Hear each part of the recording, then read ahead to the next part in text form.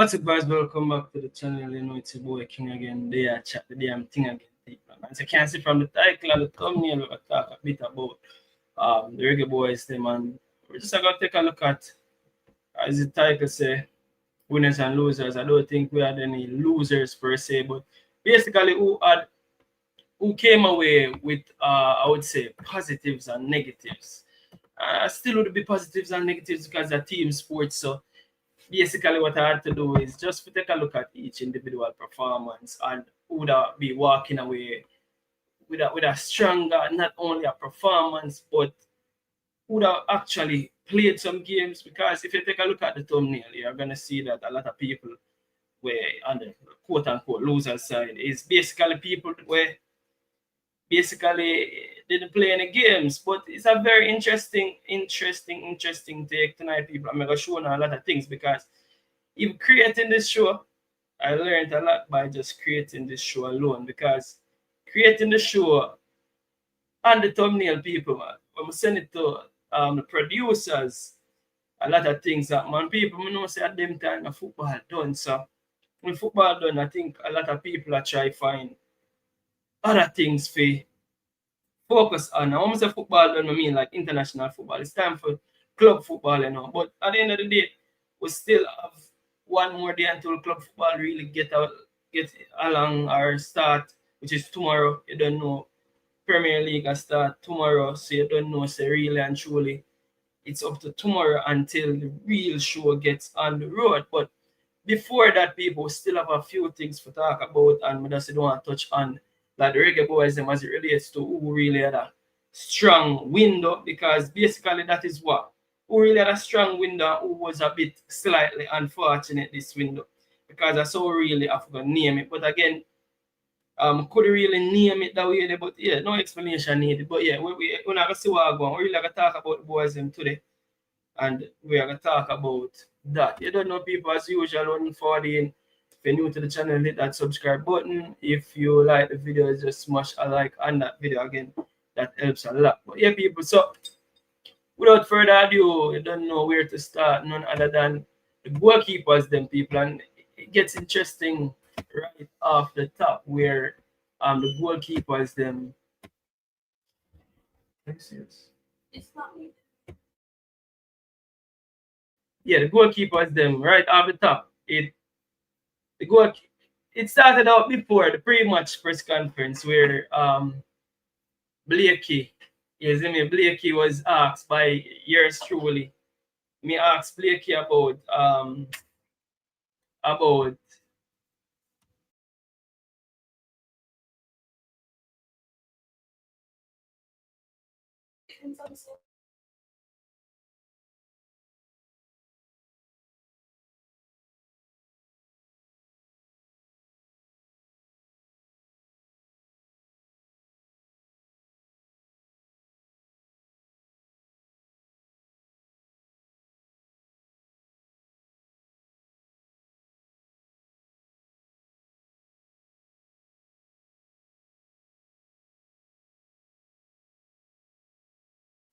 yeah, people, sorry for the technical difficulties, isn't it? But yeah, so it started out with Blakey, me asking Blakey the question. I'm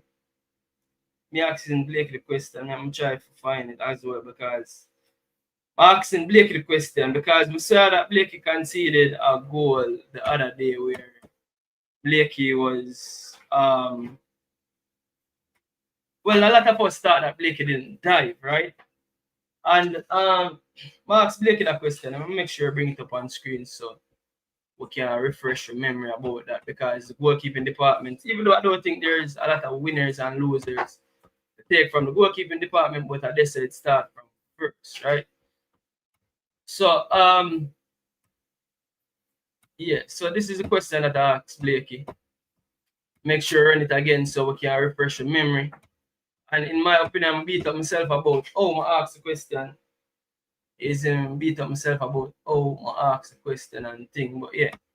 So basically I asked Blakey this. Let me see if I can bring it right up so we can see it and refresh your memory. Okay, straight off, right.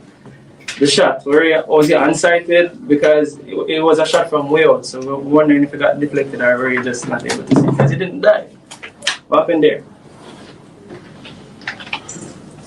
Yeah, I couldn't see it well.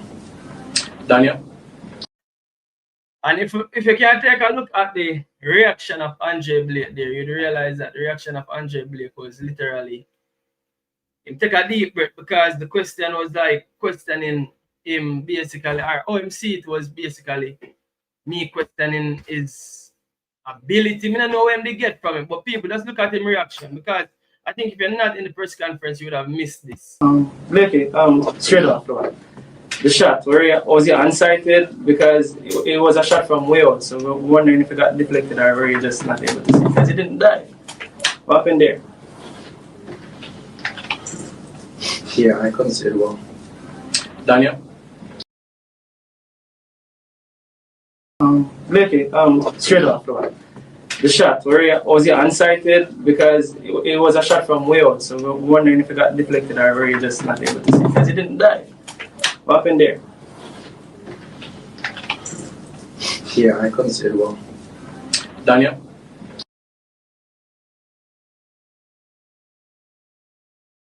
Yeah, so yeah, we have a few things to talk about the team bonding as well, because as I said, from after the game, as I said, people will try find content to create and appear negative. And I know that a lot of people have probably look at the video to say that, yo, what about losers and winners? But it's not about losers and winners. As I said, it's not about nobody really lost out. You get me? I say it's about minutes. It's about who played minutes, who never played minutes, who really had a strong showing, etc. So that is what it's about, basically, people. But yeah, so starting with Blakey, and I don't know how we can judge Blakey this time around, because really and truly, this game, especially, and the best game for judge the keeper or the defense by, because I don't think Blakey literally had a shot to save, but at the end of the day,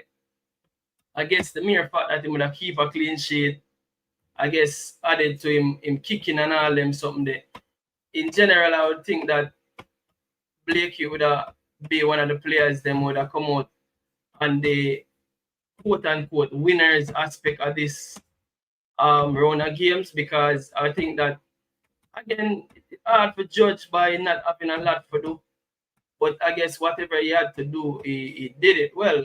This is saying that Andre Blake had 2 saves to make. So I bring it up actually, and I'm going to see what I go on, so we can actually judge. But this is saying that Andre Blake had 2 saves to make, and I guess he made them. But let me bring it up on screen, because this is just the theme of the whole thing where me I try get across tonight, people. You see me? But yeah, so let me bring it up on the screen so you can see what I go on.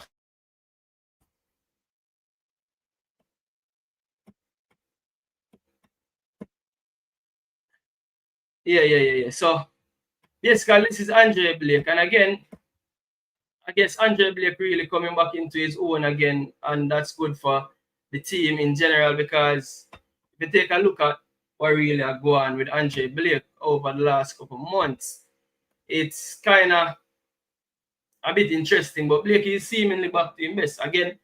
So the game before, 4 shots, 2 saves, and then the game after, 2 shots and 2 saves for in the 4 love. I can't really remember any of the shots them any at all, so it would be good.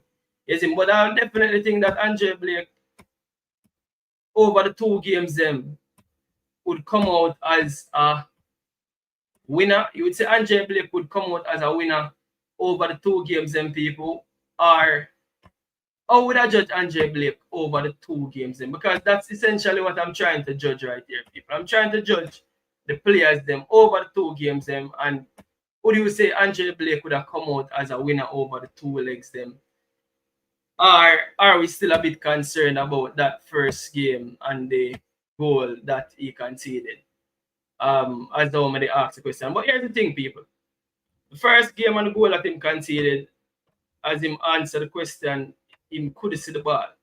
But all I really want to ask the question is that if the referee did block him away, because it looked like I don't know who the block him part, and I don't think we saw the angle from behind the goal. And if we see the angle from behind the goal, probably we could have with a see better or see what block him side better. But I definitely think it's a case of Andre Blake was blocked. And the thing say if Blake did see the ball, he would have really died. Was not a winner seeing both matches. Romik say Andre Blake was okay. It come like I need for have a different segment where say okay. So you have winners, losers, and okay. Saying that he was okay. Not necessarily a winner or a loser, but okay. Want to make of that, people? Want to make of Andre Blake? We'll start from Andre Blake, right? Is Andre Blake from the 2 games, would he be coming away as a winner, a loser, or okay? And as we say, loser meaning that would it have done him chances any better? I mean, I know Blakey are the number 1, so I don't think Blakey, anybody really worry about Blakey chances of making the final squad, but in terms of quality and in terms of class, I just somehow look on it from the angle if I really see where we see Blakey and what we make of him. But yeah, so Remy Green say okay, we're gonna work with okay then. Is me we're gonna work with okay and Jim Blake okay over the 2 legs. But yeah, so moving right along, people. Tafari Chambers. And this is gonna be very interesting because people, how do you view Tafari Chambers? And that one a very, very interesting based on how me do that video. Tafari Chambers, simply the 3rd string keeper. Didn't get a single minute. But here's my thing, people. I think Tafari Chambers probably can't come out for say he was a winner. Here's how I make this out now. Is Tafari Chambers now the 3rd string keeper, irrespective of him not getting a single minute? Because we all know, say, once Andre Blake fit, not even the 2nd string keeper, which is Jamali Wait, now get a game. So is it that now Tafari Chambers solidify himself as the 3rd string keeper by him performance them for Mount Pleasant, and even though him didn't get a minute over the 2 games them, him can still walk away with him chest held high if you know say, alright, then him are definitely the 3rd string keeper. How do we say Tafari Chambers? How do we view Tafari Chambers as it relates to that, people? You get me? I say me have said Tafari Chambers I go walk with him held high, and I would like to think that after the last couple windows them where it was Shaquan Davis and now it's Shaquan Davis not be the 3rd string keeper, I would definitely like to think that probably Tafari Chambers has become the 3rd string keeper now, and he more along that spot there, so probably it's gonna be a Tafari Chambers. Probably I gotta say that okay. Probably not a winner or a loser, but okay. Right. Looking at Jamal Wait again, as expected, on the bench for the 2 game them. Again, 2 game, you know, expect him to start. Blakey is back. But the mere fact that him did start the last camp and keep 2 clean sheet, this time around him back to the bench, Blakey come in, the number 1 keeper come in. It just makes sense. You get me? I said, people Talawa, big up yourself, Talawa. Welcome to the show. Good evening, good morning as well. Blessings, brother. Good evening, good morning. Good morning, yeah. Talawa they over in the UK. But again, you have to pick up the ball game from right so again. I just see the title and the thumbnail. What comes to your mind when you see the title and the thumbnail, Talawa? I understood where you were going. I understand where you're going. Can you hear my background by any chance? No. The background is great. Is great. If it starts to get too loud, let me know. No, I understood where you were going. Okay. And I just caught the back end of what you were saying pertaining to the goalkeeper situation. It's really funny because it's something that I was giving a lot of thought to, like what's the next step in terms of, you know, who's going to be the heir to Andre Blake's throne. because he can't play for us forever. Even though goalkeepers do have a longer shelf life than outfield players, I think it's safe to say now we need to get serious, don't we, and find out who's going to be the keeper to take that crown from him. Yeah, definitely.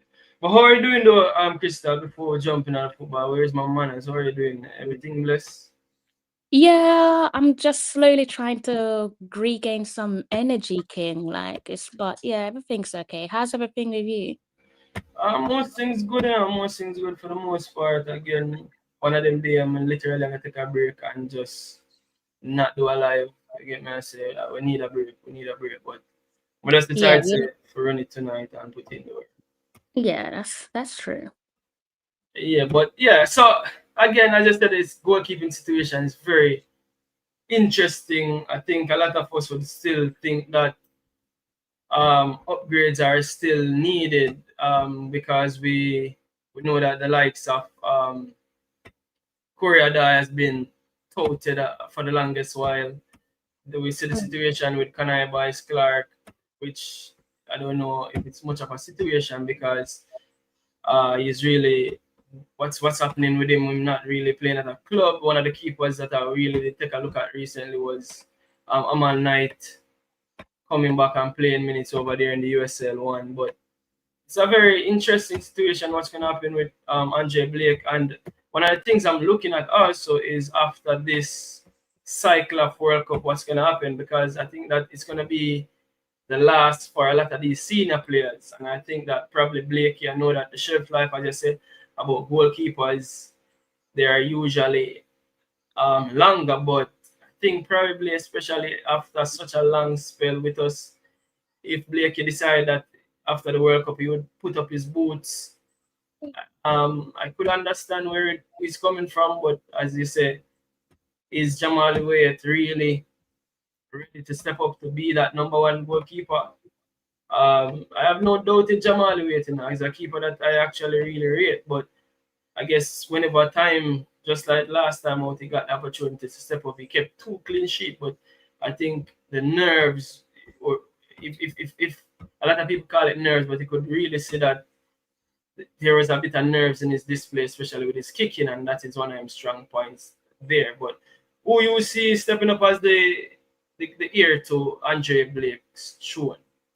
Right now, I to be honest with you, I feel like it's up in the air. That's no disrespect to the 2 to 3 options that we currently have. I just think it's massively up in the air at the moment. It's something that I'm going to be focusing on. I don't know, maybe if I dig a little bit deeper, there might be someone in the UK diaspora that could potentially be the next goalkeeper selection. And I guess, it's not something that I am asking for, but I think since we're on the topic of conversation, probably worth mentioning just how disappointing it is that it isn't going to be Jaden Hibbert by the looks of things. And I'm saying it looking like it's not going to be him because, obviously, Canada's head coach made a decision to call him up. I believe it was the last window, not this window that just went, because I didn't pay attention to their camp in this window. But just some of the things that the Canada head coach said pertaining to us trying desperately hard to bring Jaden on board. So just some of the words that he used. There was a particular word that he used, and I can't remember, and I don't just want to throw a word there at you, but I think I'm not really of the favor of forcing players to come and play for us. I think there's nothing wrong if a player don't want to commit to us, and it seems like that one is where it's at with Jaden Hibbert. And we're not in a fair position at the moment because obviously we have yet to qualify, whereas Canada has already qualified because they're one of the co-hosts for next summer's World Cup. So yeah, Bali, I think, is firmly in the court of Jaden and Canada, but I think he would have been the clear um the clear goalkeeper there to identify in terms of who's going to step up between the sticks after Andre Blake. So now I think we have to go back to the drawing board, and as I said, I'm going to be keeping my eyes peeled to see who we could potentially look to. Yeah, and Danny Jed here with a very interesting one to say we have never had a heritage goalkeeper. Is that true? That's why I mentioned looking to the UK to say let's go ahead and look in the UK. Doesn't have to be in the UK, by the way, guys. It's just because of what Danny Dredd said. That was the idea that I was working with, because it's traditionally Jamaican born keepers that stay between the sticks. Yeah. By the way, I'm gonna use the time to big up everybody where they are from early. RR is here from early checking in. Willis Marsh. You know, since YouTube start get trouble, the names them start coming up with the numbers them at the end. You realize that Marsh and have you realized?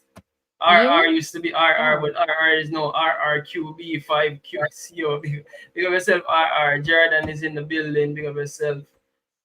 Jordan say, hey, Krista, big up yourself. Jamaican Englishman says, so hold on, King.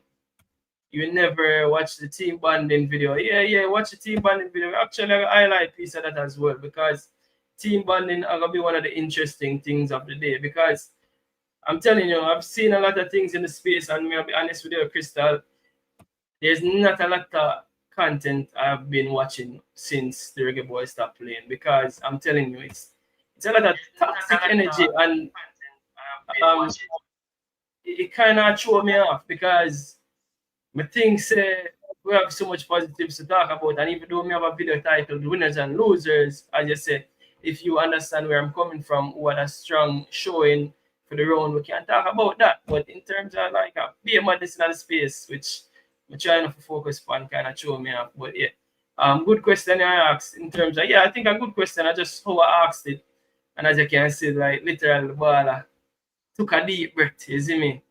Him a move sloppy from what day, yeah. I think Blakey have to cut him some slack, because Blakey has done so much for us in the past. So really and truly, but Andre Blake was okay. Rami Green saying, J Entertainment, big up yourself. David James say him need to motivate the team more as a captain. Him will lose this window.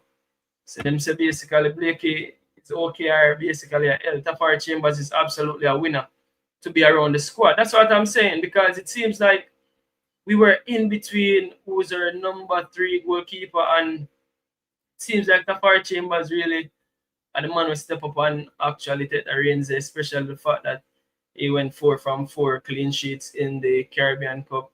I'm Fasca Wagwan, make up yourself, welcome to the show. You can unmute when you're ready. Wagwan. Yeah, man. Monazar Esbe. Good night to Talawa and King, and Good night. everybody in the panel, and also those who are watching. Continue to like, share, and subscribe. So my 2 cents on the goalkeeping department is this.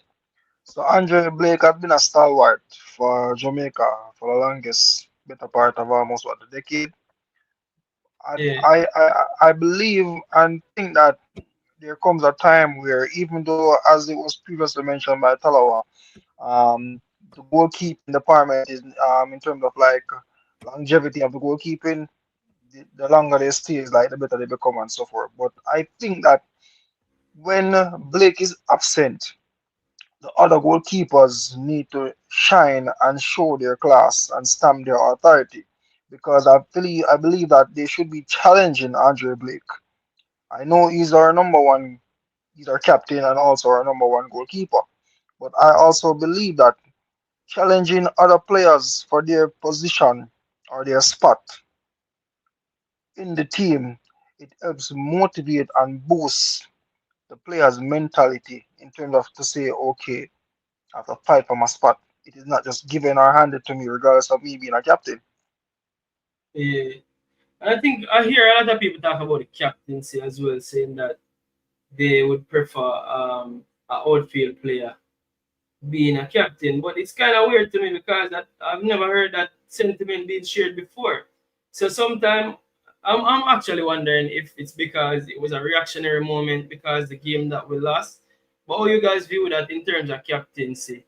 And do we really have an issue? Andre Blake being a captain and him being a goalkeeper, or that was just a reactionary moment after the last two Curacao? I want to view that one. Are we speaking about your question to Andre Blake, or what are we No, referring? man, not my question. So, all right. So, after the Curacao game, I hear a lot of people saying that they would have preferred or they prefer an outfield player being the captain, getting the captain armband, so he can relate to the players and the on the field more. But I didn't really follow that argument because I'm like, we have never had that issue before. So I just really thought it was a reactionary moment by the fans. When time things not go right, we try to find ways and means for pick holes. So that's how I looked at it. So that's why I never did give it a thought. But I just didn't want to hear an opinion on it if you guys feel any way like that as well. Okay, understood. I think I agree with you. I think it's a knee-jerk reaction. We've never had to question Andre Blake's ability or inability to wear the captain's armband before. So I think that's more of a knee-jerk reaction, especially as I was saying leading up to the game. My thing is I was focusing on, and that's the Bermuda match, whether Andre can extend upon our 2 clean sheets, which I think it was Jamali Waits that was standing between the sticks on those 2 particular occasions. So maybe that the fact that he didn't keep a clean sheet rocked the boat a bit. But I think we also have to remind ourselves that a goalkeeper is as good as your defense. You have to have a solid defensive line to maximize your goalkeeper's potential. And even if we look back at both of those goals there that were conceded at both goals, you can say, what could my defense have done better? And I think there's arguments there. If you're just looking at the eye test, they definitely could have done more to prevent Andre Blake from making a save. I think he said he didn't see the ball, which fair enough. If that's if the fact that he didn't see the ball is a thing, then fair enough. But I still think that our defense could have done much better to prevent those goals there. Both of them, not just one, both. But yeah, I think it's a knee-jerk reaction. Before you go, Pascal, and that, T-God, welcome to the show. What say you about the goalkeeping department and the question at hand in regards to? Big up yourself, Ball. Never hear what was the question? Is it a knee-jerk reaction when people are asked about the captaincy should be an outfield player? Is it that a knee-jerk reaction because of the loss to Curacao? Yeah, that's how the fans stay when things not going right to the fans.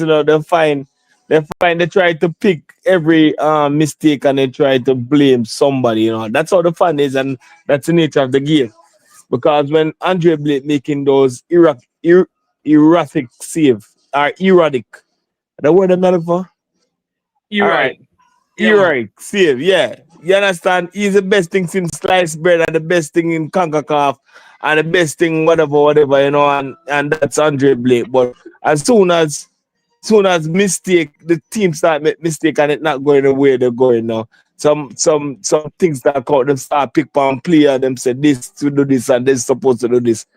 There's nothing wrong with the captaincy because you have an outfield player that is a captain also.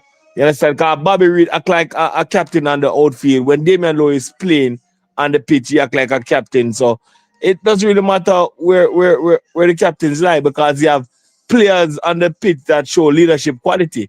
You understand? So to me, it doesn't really matter.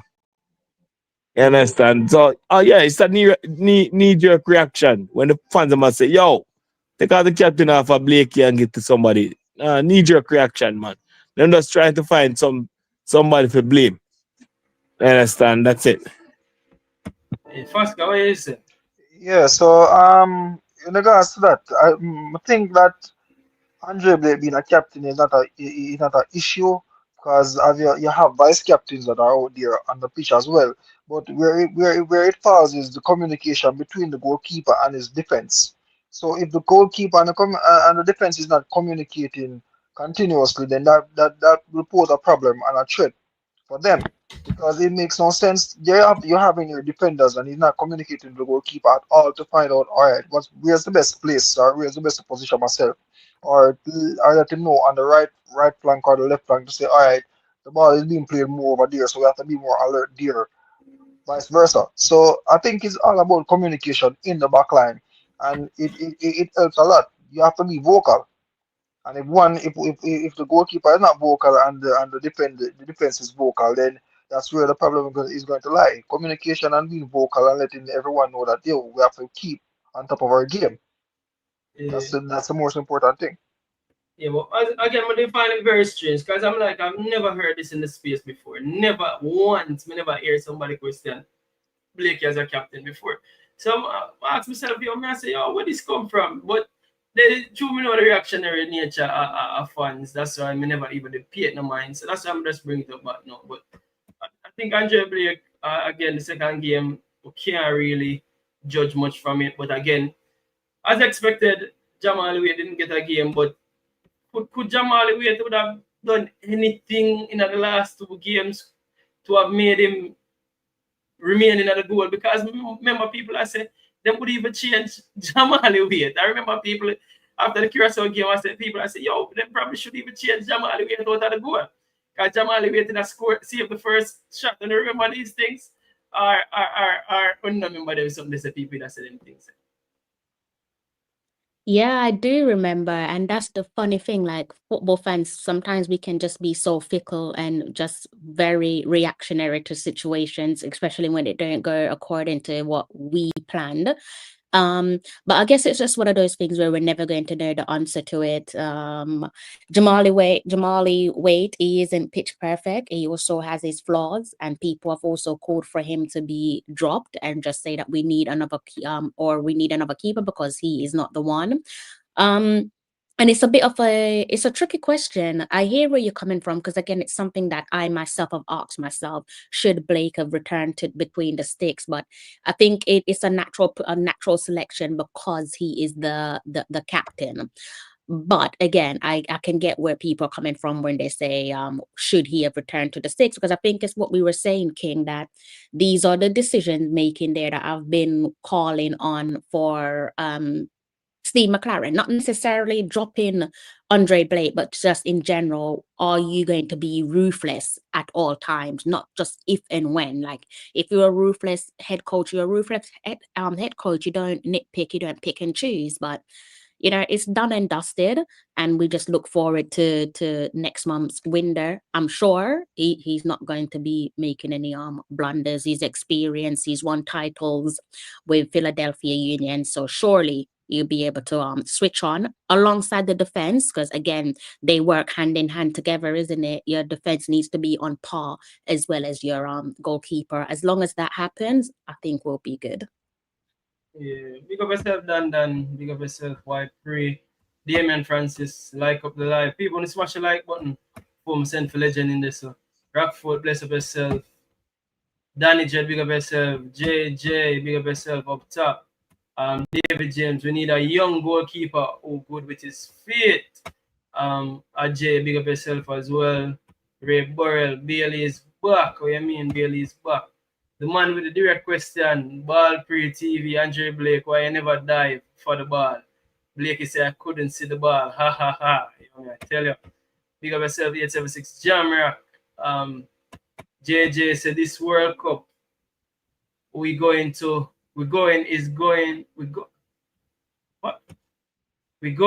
be a very good thing for Jamaica football, even JPL. Yeah. Agree. The second goal King could have blocked that ball. That's David James saying Blake is our captain. Him just need to stop. Him just need to step up to the task. David James saying Andre Blake is a world-class keeper. So him will get criticism when he make stupid decisions. Yeah, I think Andre Blake is actually a world-class goalkeeper. That's the thing. That's the high regards when me hold him in as well. Jamal waiting ready from him. IQ low. Jano. That one the rough David James. But coming from a big keeper like David James, you should know best David James. So we can move it right along in the defense now. So interestingly in defense now, we see Amari Bell started the first game. Now the interesting thing about Amari Bell is that the last round of games Amari Bell was initially included in the squad.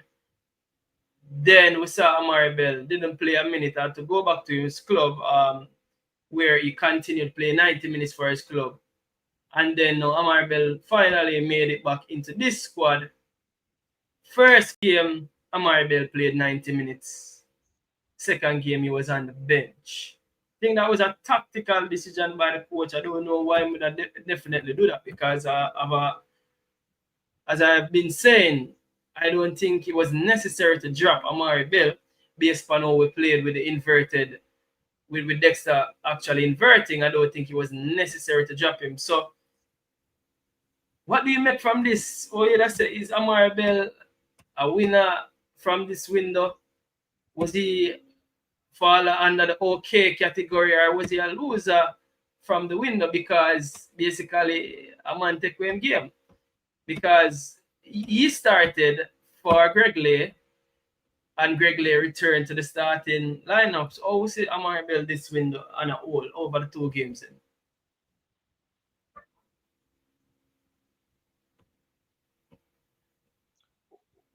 Well, in that department, I have to say, like, I think maybe it could have been a tactical switch based on the previous match that we had lost to Curacao. But I think for me, Amari Bell is a more solid defender than Greg Lee. Greg Lee is good going forward. Greg Lee is a left back, and Amari Bell is also a left back. But the thing is that he can be slotted into a left centre back.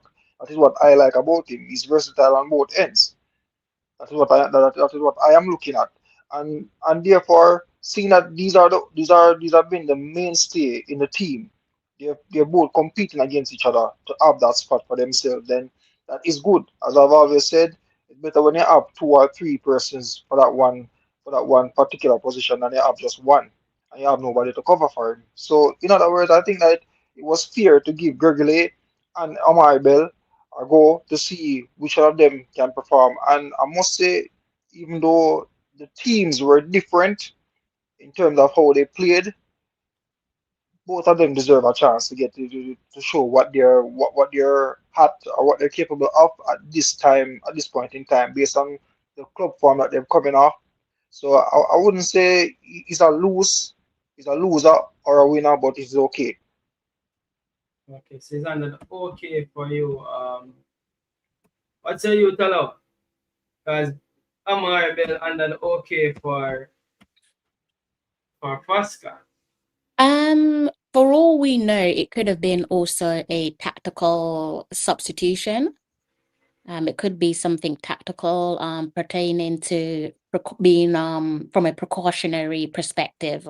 Maybe he's just trying to protect the player, because he still has business to handle, not just for club but also for country as well. So maybe just thought, okay, let me not potentially put him at any risk. I don't know if he came into the camp fully fit, in terms of getting over any potential or carrying any niggles there. So it's probably a precautionary decision there, because if we're being honest with ourselves, our entire backline was atrocious against Curacao. So maybe it could just be a precautionary decision.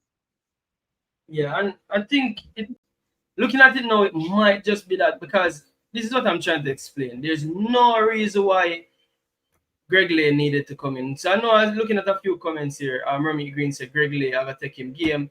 Tycoon Big Up Yourself said Greg Lay work rate improve the team. David James said Greg Lay is much better in play with more heart. Berlin said Bell is more solid than Lay, and he change with game coming up. So here's the thing on that.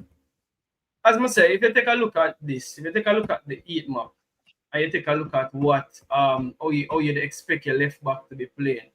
This is Greg Lay right here now. And this is Lembikisa. Now usually you'd have to Greg Lay more I feel if I'm play like a regular left back. Look at him heat map. Yeah, him still get in some left back situation. And yeah, but usually you'd see him bomb up the field even more. I know say see first hold the width over here. So but yeah. But what I was seeing is that Greg Lay was forming a back three when Dexter invert, and probably you can see that a bit from the shape of the team right here. So they said basically he's form a back three and not was playing like that overlapping left back that we know Greg Lay is. So for that reason alone, I just think that the coach should really go with the same back four as again for continuity. So it was very surprising to see that change, especially when the change wasn't needed for tactical reasons per se. Because again, if you'd use a left back up and down the wing, we could understand it, but basically the way the coach went with the tactics of inverting Lembikisa and basically Greg Lay becoming a third centre back in a rest defense, it's something for me to think about. I'm still I wonder about it, as you said. Probably can be managing Amari Bell's minutes, as you're saying, because if you take a look at the minutes before, he played 22 minutes in the game before he played 90 minutes for Jamaica, even though he was playing 90 minutes, 90 minutes, 90 minutes since. And again, he missed the last camp. So I'm going to say Greg Lay going to OK camp. I'm not going to say a winner or a loser there because the jury is still out as to why it was Greg Lay for the second game. So I'm going to say Amari Bell going to the OK camp. Now, again, Greg Lay, I would definitely, like I said, Greg Lay, I will come out as a winner again because, again, Greg Lay, I would say it was very unfortunate to even lose his spot in the first game against Curacao because, as we all mentioned, I don't think he did anything. I think Greg Lay was probably the best player over the past two games, over the last window. Greg Lay would have been one of the players that came away strong over the last window. So it was very unfortunate that he lost his spot in the first game against Curacao. And again, one of the things that we attributed to why we can't see it, in my opinion, was the changing of the defense. I think that he probably should have gone with the same back four in hindsight. No, he went with a different back four against Curacao and basically keep most of the players them together for the Bermuda game, which is good. And Greg Lay is the only player that came back in from that back four. So I would say that Greg Lay that finished this window as a winner because of him end up winning back the left back role. So it's gonna be very interesting to see who starts left back away to Trinidad and Tobago. So if you could put some money on it, we don't want to put some money on it because it's not sponsored by a gambling company. If gambling company out there want to sponsor the show, big up on yourself and welcome. But if you are to make an educated guess, who starts left back for Trinidad and against Trinidad and Tobago away to Trinidad and Tobago the next game? I will put Amari Bell. So you're going back with Amari Bell. Yeah. Why is that? Given the nature of the game, we know Trinidad is going to come and attack us, even though we're going at their house. But at the same time, we know Trinidad is going to come and attack us. There's a lot to play for, right? So I would say that we need that defensive structure. I'm not looking at the fact that Gregory Dexter can invert and then Gregory can form a back three. I'm not looking at that. I am looking at having a solid structured defense so that we can have stability between the goalkeeper and the defense as well. And also for Isaac Hayden, because we know Isaac Hayden will be playing an integral role in that midfield. So for safety, I'm going with Amari Bell.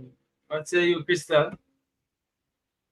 Yeah, I think I agree with you on that one with Bell, but I think probably one that we should watch carefully in terms of minutes accumulated over the next few weeks, because there could potentially be some return to match fitness there. Again, I'm not sure if he's carrying any potential niggles, but I think that's, as I said, one of the reasons why the gaffer decided to bring in Greg Lee. I think if he is fully fit, ready to go, I think it will be Bell and maybe a 70-minute substitution for Greg Lee.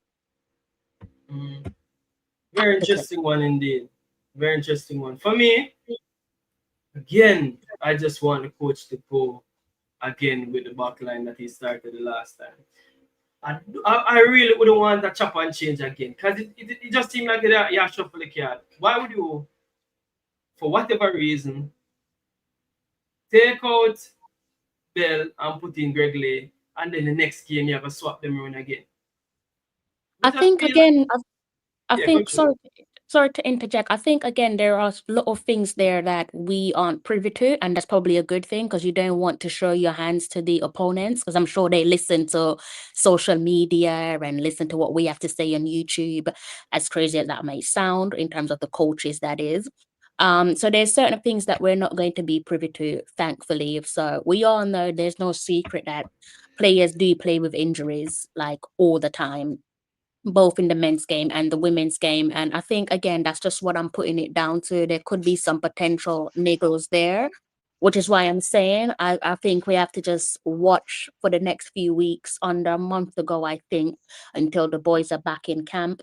And I think maybe give it about 2 to 3 weeks time. And I think by then we should be able to make an assumption pertaining to what the backline is going to look like. But I think for the time being, yeah, we just have to kind of sit and watch carefully, but we're not going to know every single detail pertaining to match fitness, and because we don't want to put it out there that Amari Bell is carrying a niggle to his left thigh, because they're going to pressure him. They're going to make sure that that niggle turn into something more serious. So yeah, sometimes it's good not to know certain things.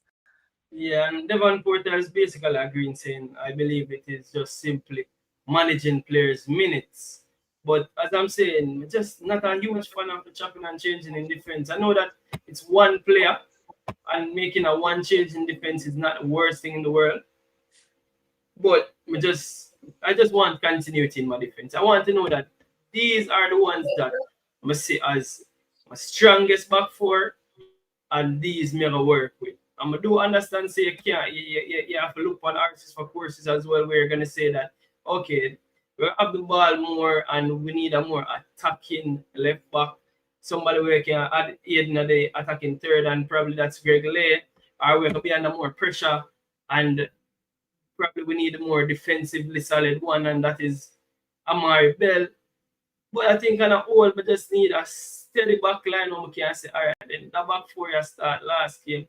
And because them start last game, it seemed like them a build a chemistry more and start at the back four again instead of the chopping and changing. But I just say it's one to keep an eye on, and that'll be very interesting indeed. David James agree. RR said Greg a better defender. And I actually think Bella the better out and out defender, but it's a very interesting one, and it's a good problem to have. Too early to say who starts at left back versus Trinidad. Players going back to club, hopefully all the players can be fit for. Yeah. So with all things being equal, I should say. And the interesting thing is now, Greg Lay before the Jamaican camp played 73 minutes the last game before. But if you take a look at his minutes before that game, it's a minute, 3 minutes, and 7 minutes. So he wasn't playing the amount of minutes that even Amari Bell was playing, because Amari Bell was playing 90 minutes straight through. And just a game before the Jamaican camp, he played 22 minutes. So it's a very interesting one, but it's a good problem to have. So it will be very interesting. But here's my thing. If I see Greg Lay start against Trinidad and Tobago, and Greg Lay start against Curacao in the last game, simply means that Greg Lay gone with the left back spot. And so be it. But yeah, moving right along now. In right back. Definitely I can say Dexter Lembikisa over the two legs. Would you say he's a winner over the two legs? It's a positive winner for Dexter. Was the last game inverting the midfield. And then a lot of people mention of if we're going to invert in midfield, if the likes of Ian Frey would be a better option. But first game for Dexter, playing 90 minutes, conceding 2 goals, we can definitely say that he should have done better on the second goal, because even though his positioning was good on the second goal that we conceded against Curacao, I think that defensively, him showed the man inside. He gave me a say on his stronger foot, and it was a 1v1, yes, but it could have been defended better on the second goal. But the second game now we saw where he played like an inverted right back, which is very interesting indeed. But yeah, overall, I want to see Dexter game over the 2 games. I want to see Dexter ratings over the 2 games, and what you think of him playing in that inverted right back role.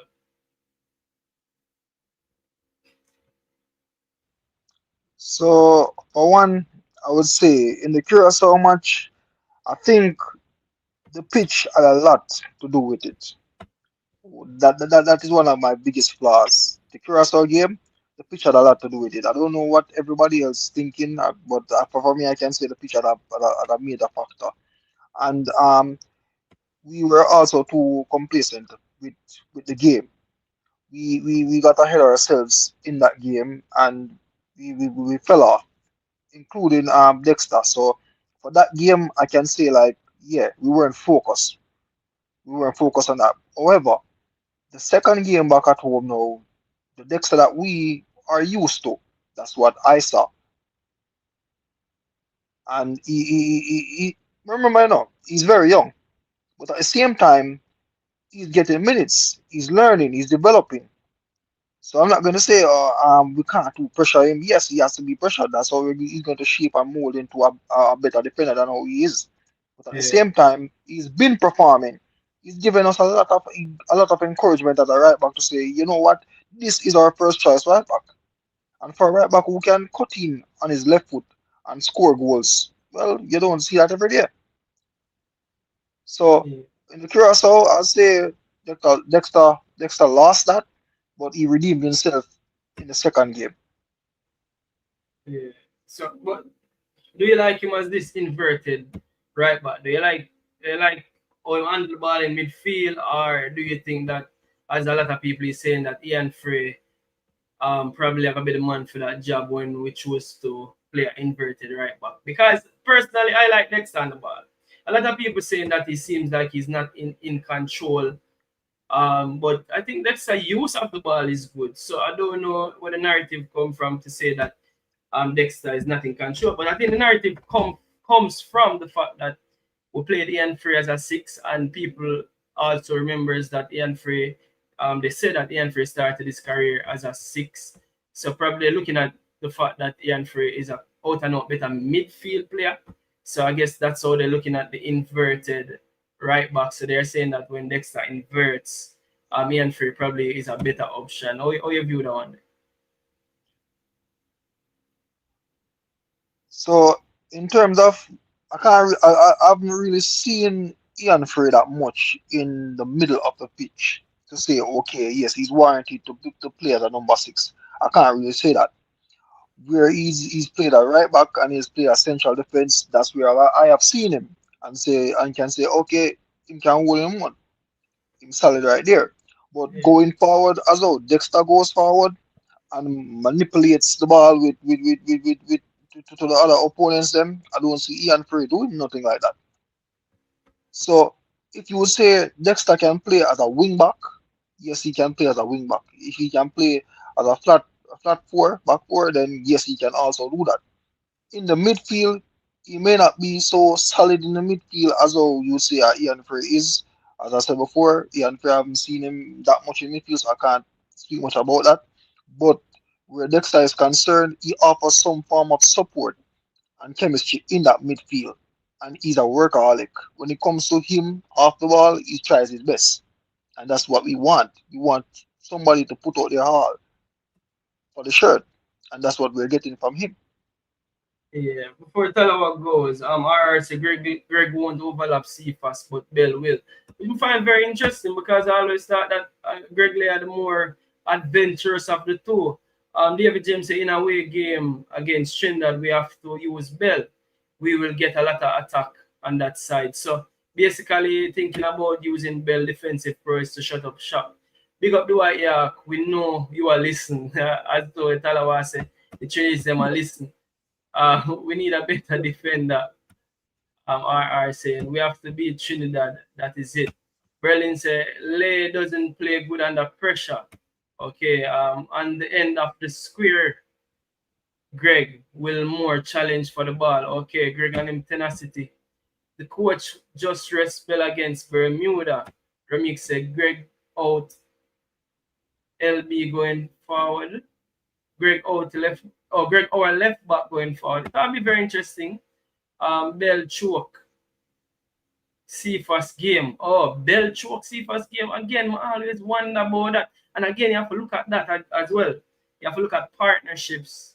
And probably that's something for looking into as well. But it's probably me and probably me view Bell.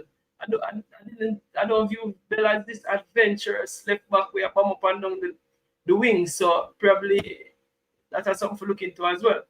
Now that I think about it, Greg doesn't overlap as much as Bell do, but Greg gives the work rate and energy. So I don't know, I'm very confused about that one. I'm always think I Greg are the one will overlap more. Playing better teams, Bell will start, Berlin saying. But you can go ahead, Talo.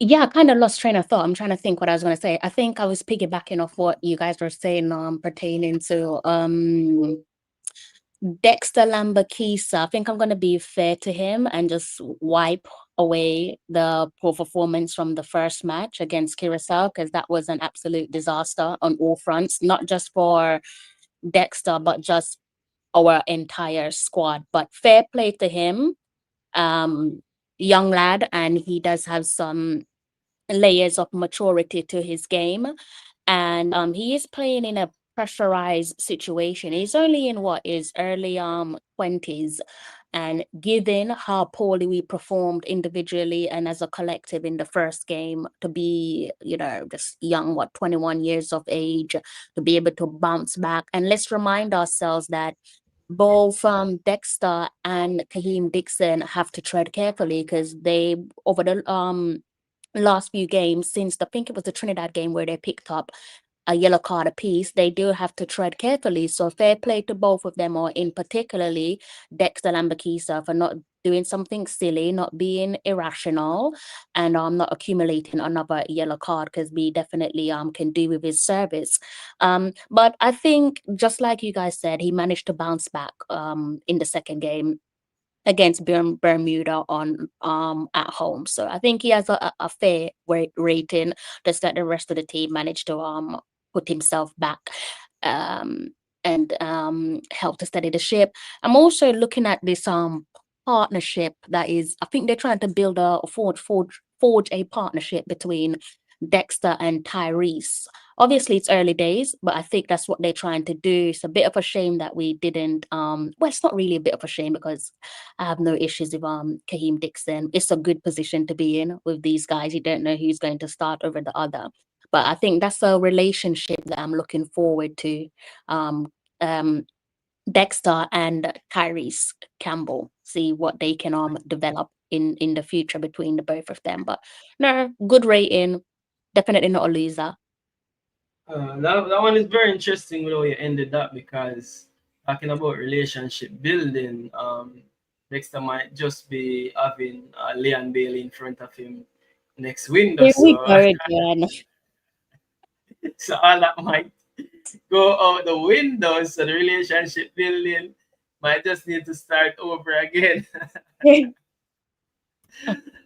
They'll need to sit on the bench, Remy Green. If all players are fit for November window, my back four choice would be Low, Pinnock, Henry, and Lembikisa. And this one is coming from Sir Devon Porter himself. Is Devon Porter giving us a hint moment right here?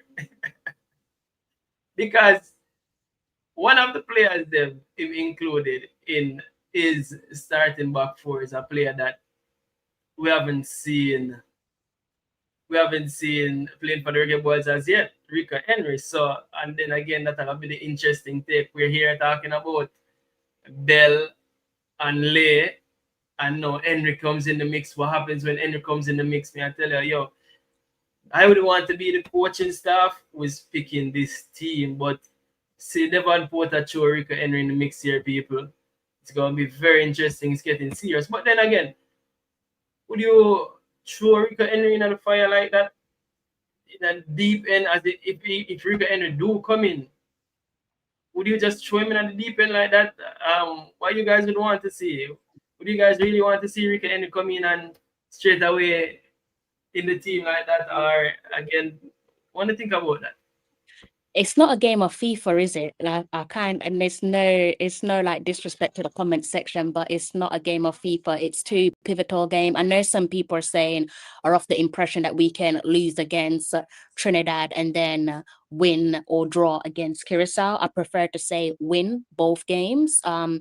And whoever's coming into the final window, I'm not really sure about whether I'm convinced that there will be a starter, because especially if you've never played CONCACAF football before, you've never been in this type of pressurized position. For me, Trinidad and Tobago is our biggest Caribbean rivals. They're going to want to tear our heads off. Dwight York's going to want to create history for himself. The last time Trinidad and Tobago played at the World Cup, he was one of the main players that led them to said World Cup and played at the World Cup. I think it was 2006, if I'm not mistaken. So obviously he wants to create history of his own. Is can you put those players into that pressurized position? Because one mistake can literally cost you your entire dream. That could come crashing down. And we have seen where players who are experienced have been in similar situations.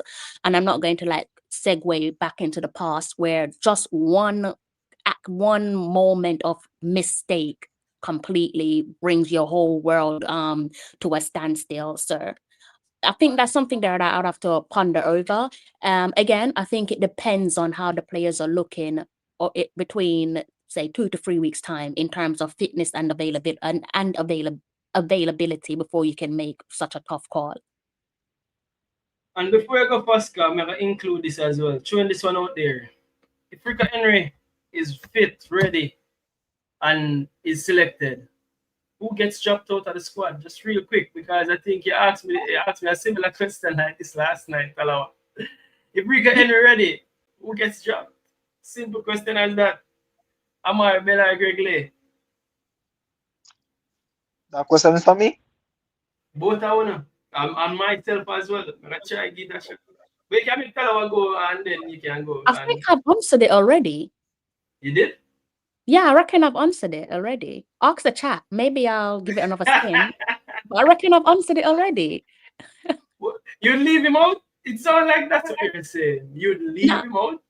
No, I think again it depends on how we're looking in terms of availability, fitness and availability. And again, we cannot underestimate the magnitude of the occasion and the fact that you are playing CONCACAF football. It is I know some people, I feel like some people are looking at Trinidad and Tobago as if it doesn't really matter, and I feel like that's a pro approach to the match itself, because that could have a negative effect on Curacao, on the Curacao match. Are you sitting on the fence, Crystal? Are you sitting No, on I'm the not fence? sitting on the fence. I just feel like I've already answered the question. I don't care about big name players. I'm not treating you special just because you've got a big name. I don't care about your big name.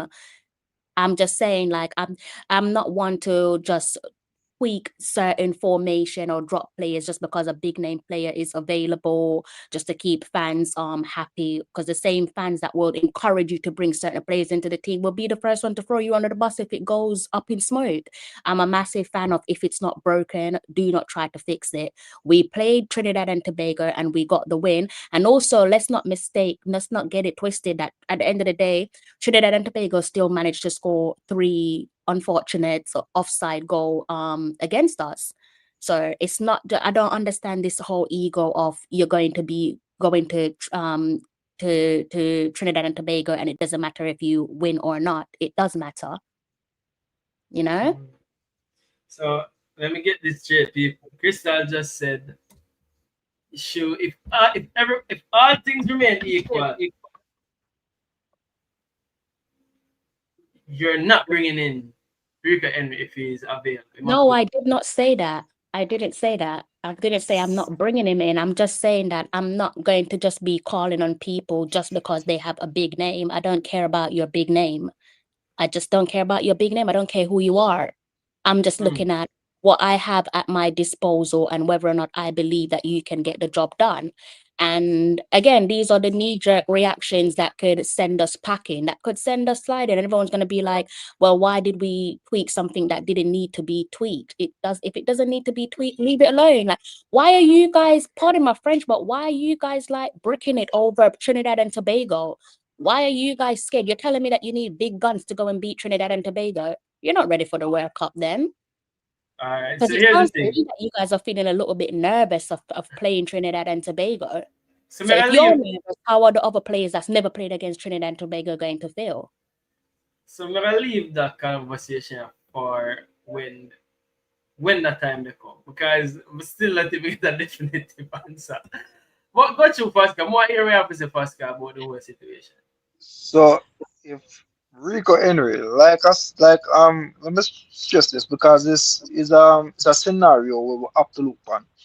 And point blank, given the nature of the game and the opponent, we have to be realistic. Yes, we have Amari Bell, and yes, we also have Reggae. We have a few weeks before the other matches start to play. We don't know what the outcome may be, whether due to injuries, cars, or stimulation. We don't know. So for me, it's safe to say that if Rico Henry is willing to come and represent us, fine, he can come. But to show him immediately on the pitch and to say, go ahead and show us what you got, I wouldn't do that. If it's a case where we know we're leading Trinidad and we're comfortable in our lead and we want to park the bus, so to speak, right? Because we know we're leading, but at the same time, we want to make sure say that we're comfortable in it. Then I would look at it and say, all right, let us put Rico in there and see what he can offer in that defense. Because we're already leading, we're already comfortable in our lead. Say it's a case where it's a 3-1 lead, right? Then I would think about just okay, let's see what Rico Henry has to offer because we know he's a defender by trade and he's playing for Brentford and all that stuff. Fine, that is good. But to have Amari Bell and Gergley and then Rico Henry come, that's right there. It's supposed to be a good headache. And for you, King, I think you'd prefer to have those three defenders, left back defenders, in your team rather than have one unfit defender and one fit defender and have nothing else to use as a backup. So, I mean, And also, King, sorry to Yeah. interject. What's the other guest's name again? I don't want to mispronounce his name. Pascal. Foster, right? No, Pascal like Oates. Oh, Foster. See, I knew I was going to butcher it. I'm sorry. That wasn't intentional. Just piggybacking off what he said. I know you said this. We can hold this conversation for another time, and I think we perhaps should, because I think the other conversation that we could weigh in on is what will that look like for our future? Because footballers do talk. Football is a small community, so it might come to a position. I'm not saying that it will happen, but it could be a case where other players in the diaspora are looking and saying, well, why should I commit to you? Because are you just going to use me and then get rid of me like you did to the next guy or to the other guy? I think those are little things there that we do have to be careful with how we treat people, because they are human beings at the end of the day. And I agree with your guess, like unless there is an absolute need to do it, don't do it. Don't do it. You don't need to do it. Have faith in the lads that's here and have faith in the lads that's gotten us this far and trust that they will get it done, because I believe that they will. So in I said about what you were saying. Let me just throw this out there. And King, I don't want to mess it. I don't want to mess up the flow of the show, but I'm just going to say this. We have Leon Bailey and we have Whisper. Now, this is going to sound very, very, very difficult, but what say if then comes the MG decides to say, okay, yes, I'm going to come and I'm going to represent. I'm going to come and I'm going to play. What what do we as fans and also in the wider community as YouTubers, and I guarantee you, what does the coach would do or will say to say, all right, do I start MG? Do I put on MG? Respective of person know that I had Whisper and I had Bailey, but MG is a generation talent, as our King always like to say. What then? Do we use MG immediately, or do we stick with the two left left wingers that we have? Right, so That's a question, but may not be answered today, but further on.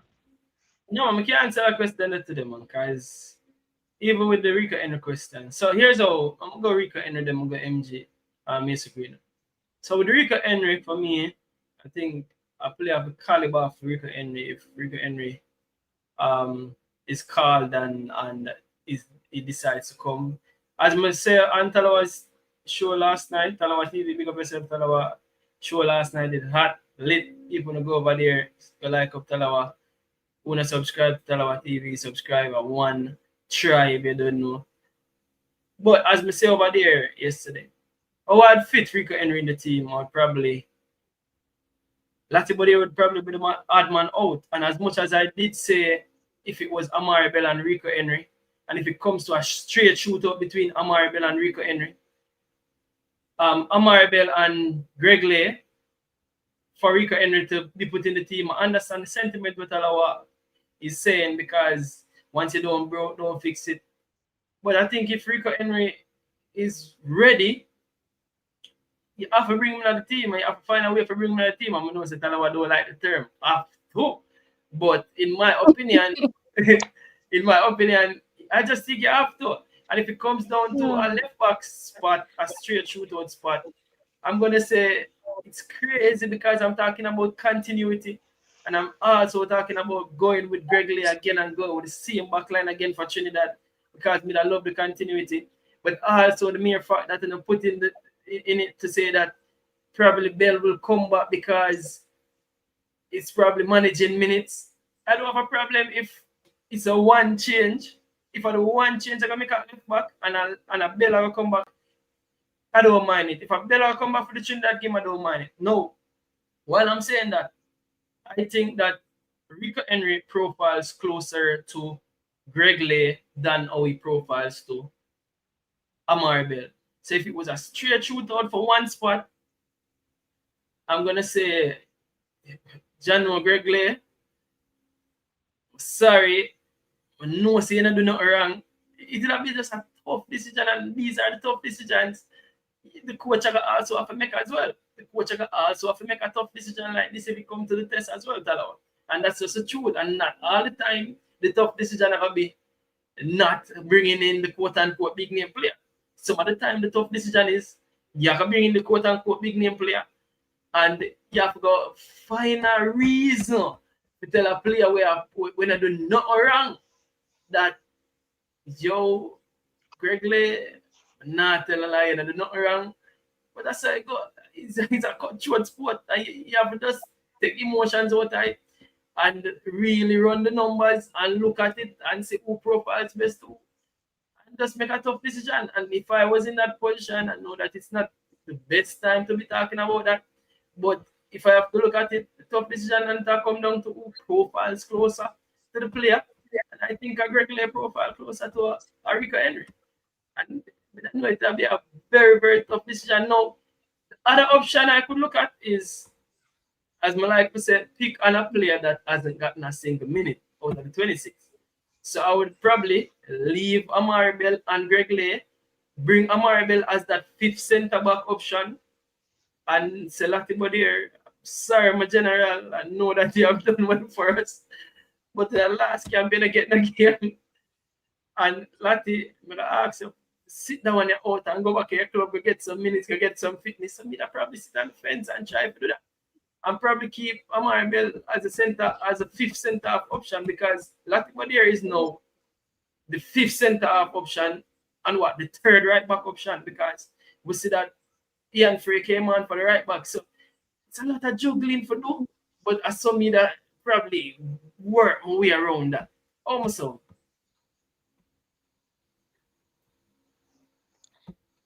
Just piggybacking off what you've said, I think you also, again, just need to focus on what's going to happen over the next 2 to 3 weeks, because we also need to talk about minutes accumulated, as I've said before, because Rico Henry, if you focus on the Premier League so far over the last couple of games, he's actually made his appearance off the bench. So he has come into the Brentford team off the bench. There's a reason for that, and big name doesn't guarantee you results. And not to draw you out or anything, King, because Draw me out. Let's go.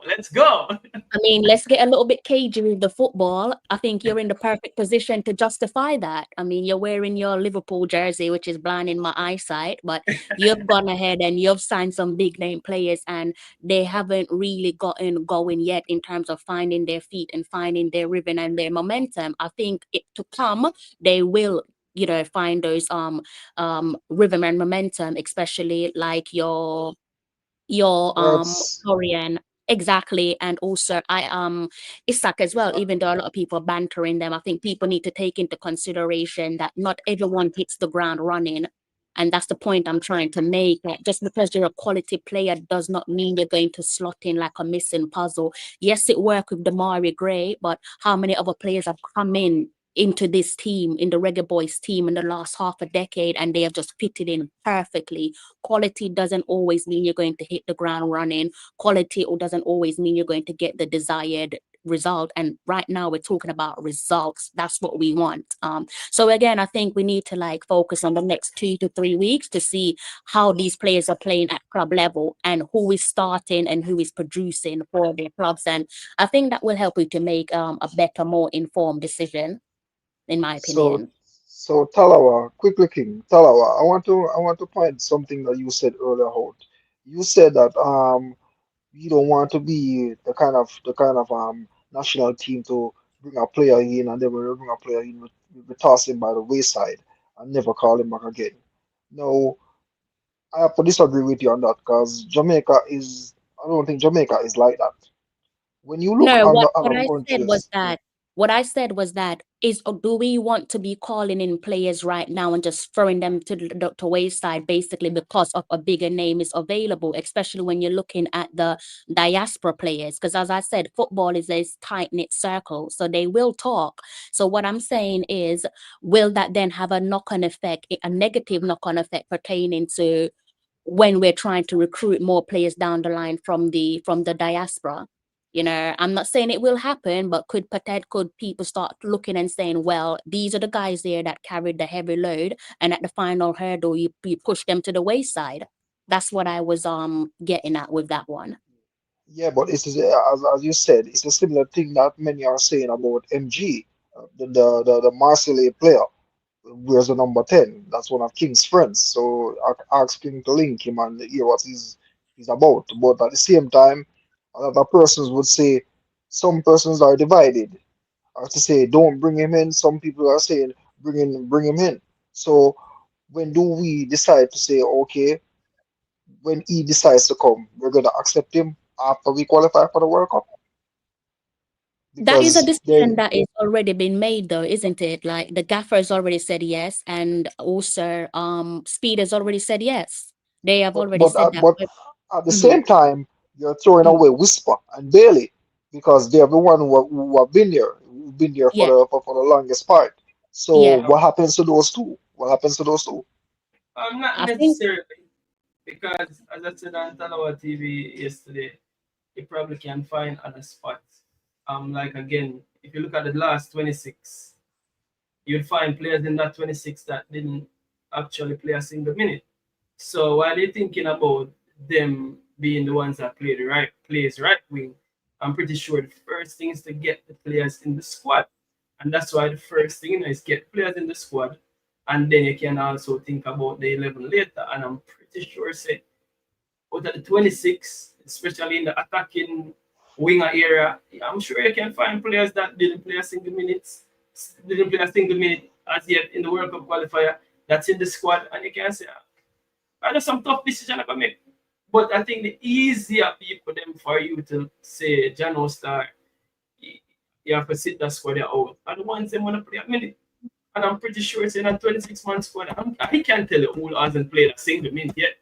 So that's I think it's a simple solution where we are trying to make it more complicated by picking players where, as Crystal like we say, has been carrying the heavy load. You have some players in the squad that hasn't carried any load whatsoever. That's in the squad. And I think at the easier place to pick. So if as something you look at it, we're not try to complicate it with those things. But tell me if I'm wrong or I'm right. I think it's quite clear that we sit on two opposite sides of the fence, and football is a game of opinions. There's nothing wrong with that. But I think to make a better, more informed decision, you still have to wait and see who is available and, again, who is the best fit to not just give them the call up, but to also start the game itself. That's the way that I look at it.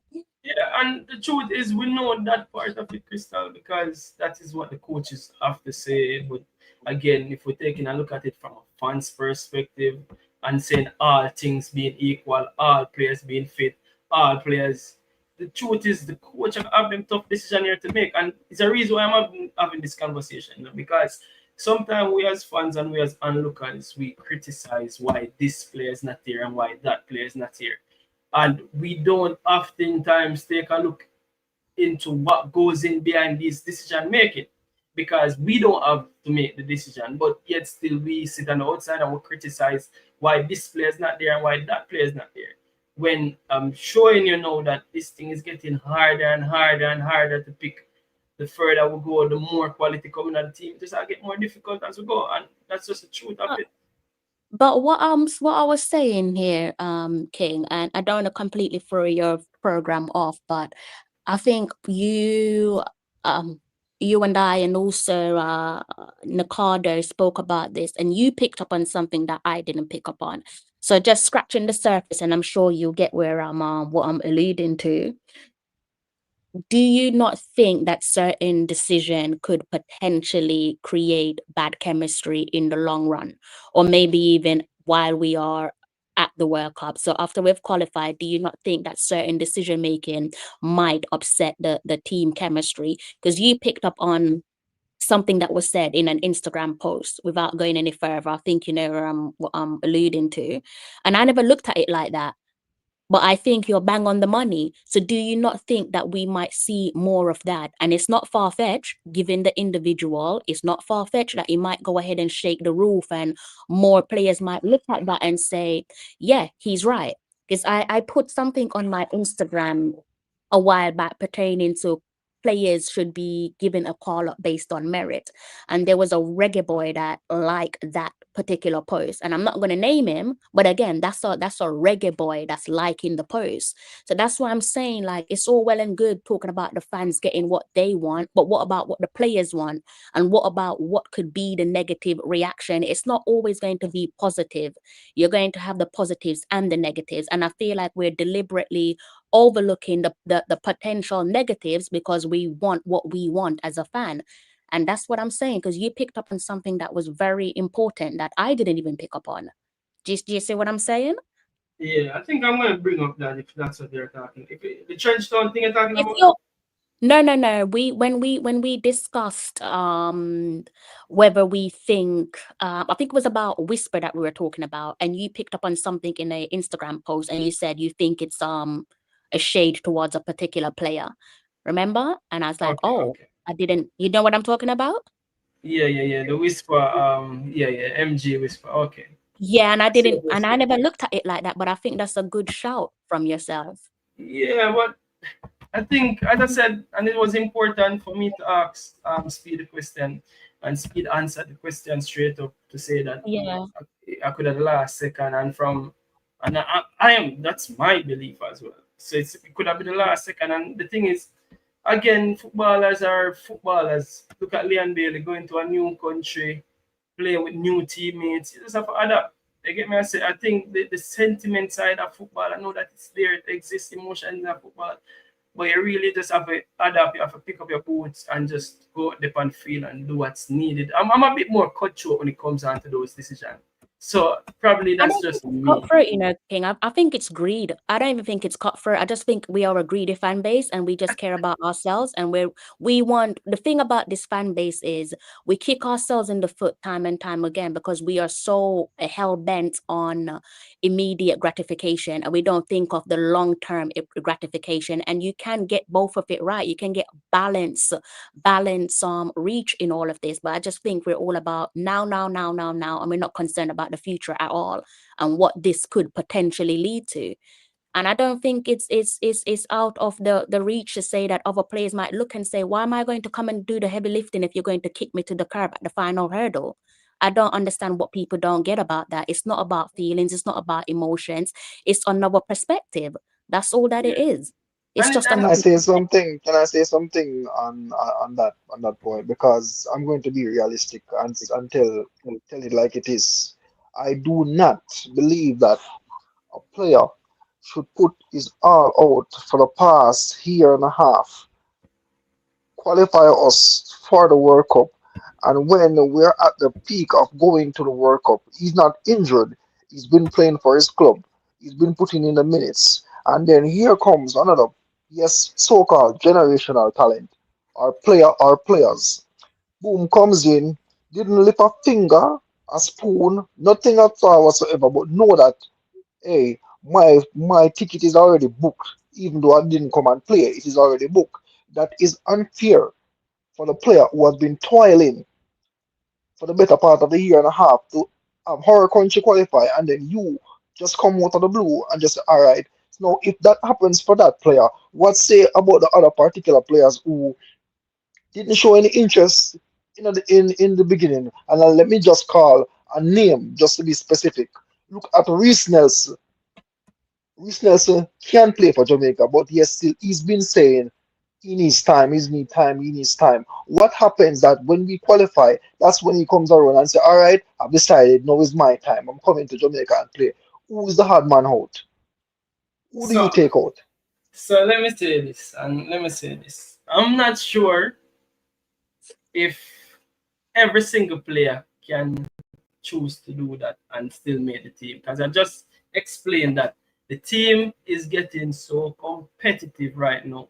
I think that even some players who might think that they already know, when you analyze the squad, they probably can't get in the squad based on the quality that we have. Now, if you have a player that is superior quality and can get in the squad based on his quality that we have, I think all sentiments and emotion has to go to work.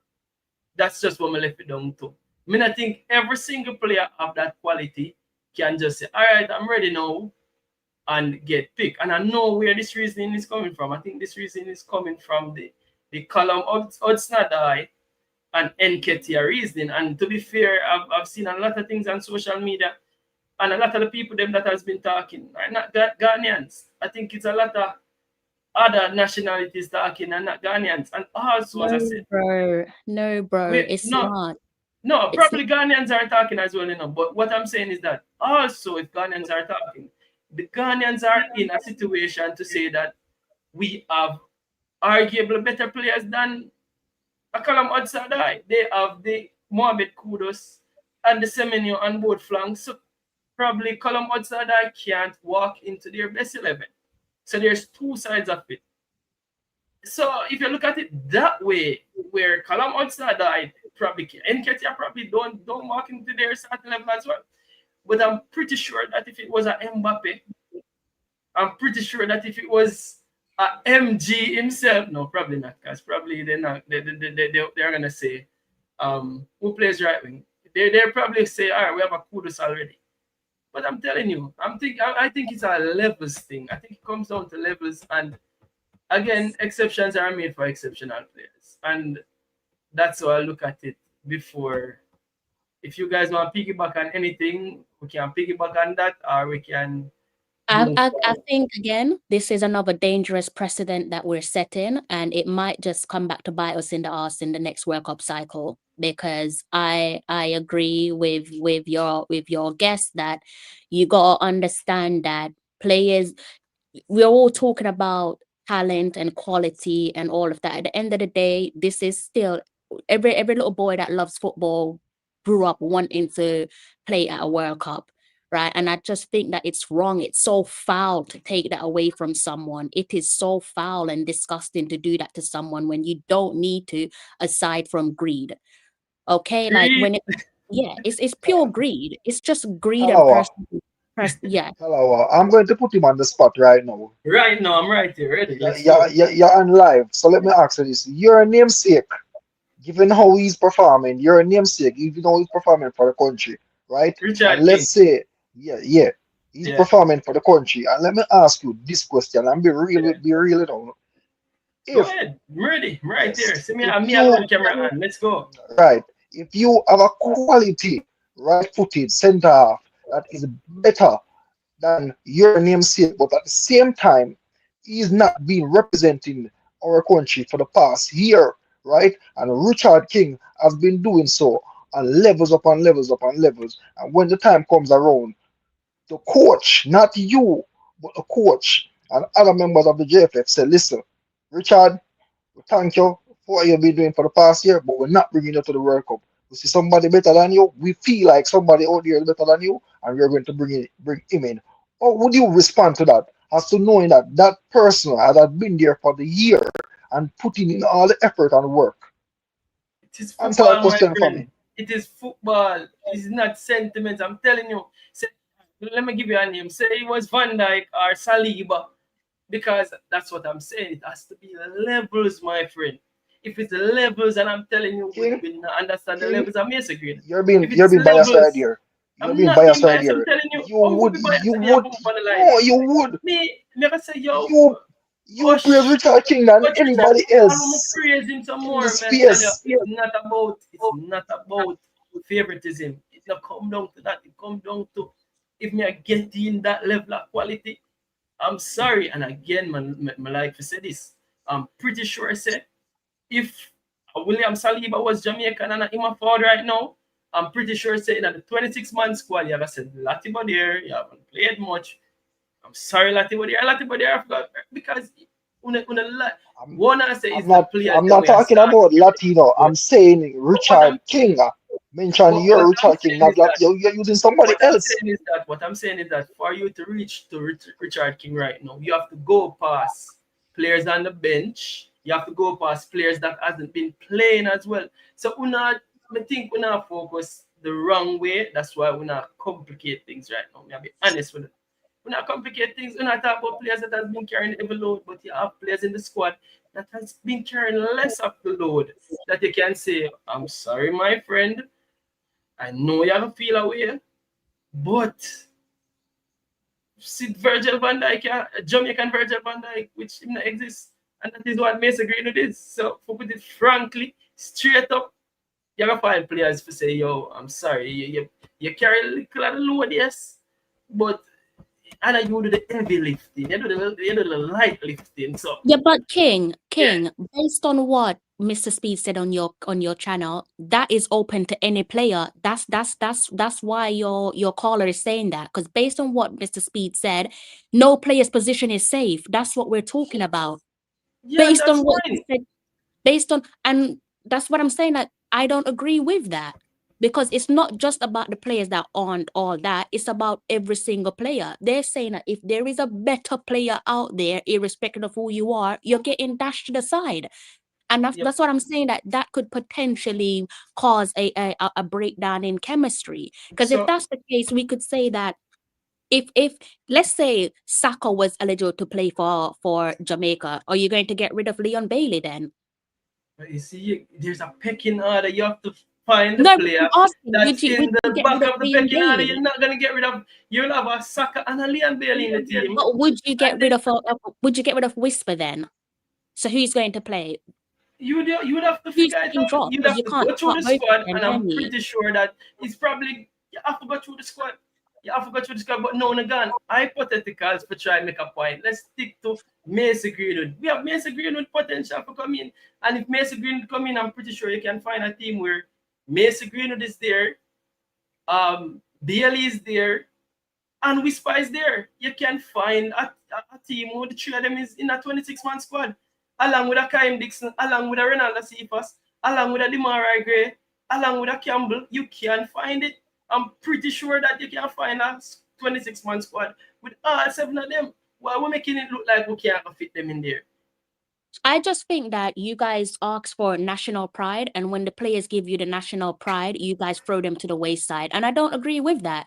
You guys cry about national pride and commitment, and these players give you that, and you just push them to the side for players who have told you time and time again, we are not ready to be committed. And I'm not even scapegoating anyone, because to each their own. If you're not ready, you're just not ready. But why should you be ready and get called up at the expense of someone else who has been ready?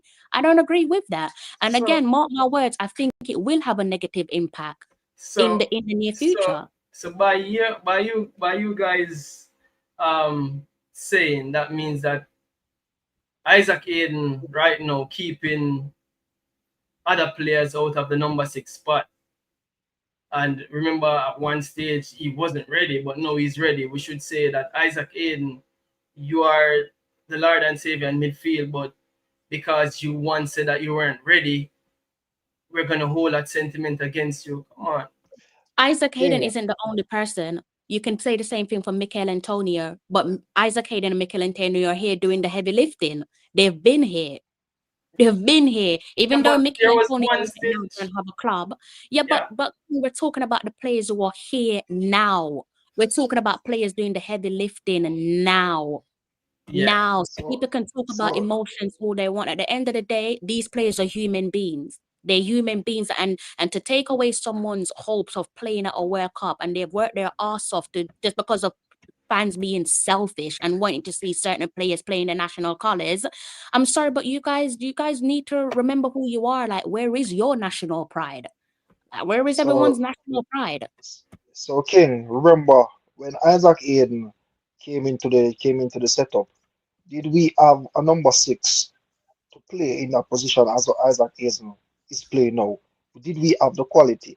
No. That The position what? was Did we no. have the Hold what? on, hold Boom. on, hold on, Word. hold You on, said hold it. on, hold on. Quality again. No, I'm going to say I'm going to make my point. That position was free. It was there for anybody's It was taking. free. It was free. So Kevin Of Lambert, course. them Kevin Lambert will play. Did you find Kevin a number Lambert, 6? Did you Kevin find a Lambert, them number 6? Did you Kevin find a Lambert number will 6 play to number represent 6. us? No, Angel you them did will not. play number 6. All of You them, didn't. they must feel done by. No, we didn't have a number 6. Them are what? So if no, but be honest, be real. If if there's an open space and that needs to be filled and you can fill it, right? And that person comes along and can fill that space, then fine, because it is unoccupied. So No, therefore somebody is it there. wasn't unoccupied. I'm pretty sure that somebody was playing that number 6 role. But you used And the didn't right word. and no You used the right and word. didn't Quality. we argue? Didn't Quality. we argue that no? Well, no. Let me say it, because Whisper is quality, Bailey is quality. So let me ask you this: the players that were there before Isaac Hayden came along, weren't we all arguing and said that Thibaut cannot play there, him no good and so forth? Didn't we say that? Mm-hmm. Okay, and then Isaac Hayden came because we realized that there's a gap right there, so that gap needed to be But you want filled. to tell us something And also, Pascal? There was a no, Lambert that's also an option there that wasn't getting any game.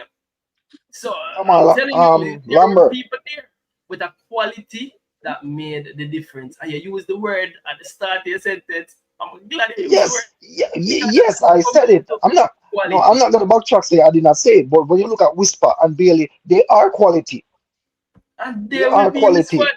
And that's I keep on telling you, I don't think any player that has done the heavy lifting will be left out of the squad. I think that if that decision has to be made, you're gonna take a look at the players in the pecking order that hasn't done much of the heavy lifting first, and those are the players that you're gonna look at first to say that all right, my general, are you look we take a look at the Roman Burl right now. If Mason Green forward on the team November, no. Yesterday on Crystal show over there in Talawa, Crystal was asking where does um Bailey and Demara Gray fit, and I'm telling her we can find 2 players where haven't done much heavy lifting for the last couple squad, and them gonna get. I'm gonna tell Roman Burl, I'm sorry, Roman Burl, you did nothing wrong. This is football. It's nothing personal. But you're not playing another game than last season. You're a centre forward, but I can also use Whisper as a centre forward. So guess what? Roman Burl, and then who else say I gonna come in for Gray? I'm gonna say I'm sorry. Who lose them space? I'm sorry, Russell. You are a starter. You seem like your numbers are beautiful, but it seems like you have to find it as some harsh decision I make. Yes, If I if and I if I, if I Dixon, you can if I add Casey Dixon, Palmer to that you too. ever say I'm sorry, Dixon. You did nothing wrong, but harsh decision I have to make. So you You can have to add Casey Palmer and you Richard have to King to that too. find what played the less minutes in the squad. No, not even Roman. What name? What the youngster name? What the youngster name whenever with the 17-year-old what they not even what name Reed, what name anyway. I don't Seymour remember. I Reid. don't. Seymour Reed. You can't find people in our 26-man squad, people. You can't find people in our 26-man squad and always make it look like say everybody in our 26-man squad happy. No, I'm telling you, three of the players them literally didn't make the bench. There are players there we can't say I'm sorry about, but we could try to see if we can go back to the reason. I like that reason. Crystal carrying at the cage in the Crystal. I like when No, Crystal I think there's so many different ways to look at it there, and I'm enjoying the conversation. Obviously, we don't need to agree with each other, respectfully. Football is a game of opinions, but I just think that there is such a much it's a much deeper conversation than what we're making it out to be, in my opinion. I think we can go truly deep with this conversation again. As I said, it's every boy's dream to take their country to the World Cup. Like, we can't compare club football to national team football in terms of loyalty, because we know with the club you're just a bloody asset, you're just a number, you will be replaced. It's not the same. Like, playing for your country, it's a different type of pride. Like, it's quite literally your dream, and that's my biggest concern is also how will the players take that again in time, because like we said, based on what Mr. Speed said, no one's position is safe. And again, I heard what you said, but I'm talking about the players there with the heavy lifting. Based on what the gaffer and Mr. Speed has said, even if the players there that did the heavy lifting, their position is just not safe. And I'm thinking about how that's going to impact them. And we can't just be naive and silly and childish and overlook the mental aspect of all of this. Crystal. In terms of how players react to that from a mental health perspective. So it's not Crystal. just a black and white way of looking at things, in my opinion. And I think in the next World Cup cycle, this might have a negative impact on us. Everyone thinks it's going to be a positive impact. It might not be positive. Crystal. But hold on, Dan, before you go, let me say this, because Crystal, you have said that a few times, and in every situation, you have said that a few times, right? And I was to say this, in every situation you have pros and cons, right? So I'm thinking, as you say, I think the pros in this situation might outweigh. Well, I think the pros outweigh the cons, because Mr. Speed said it in the interview. Mason Greenwood coming to play for us might kick down doors, might make 10 other players want to come play for us. So you might say that it might deter somebody from coming to play for us. I think if it deter somebody from coming to play for us, I think a Mason Greenwood coming to play for us.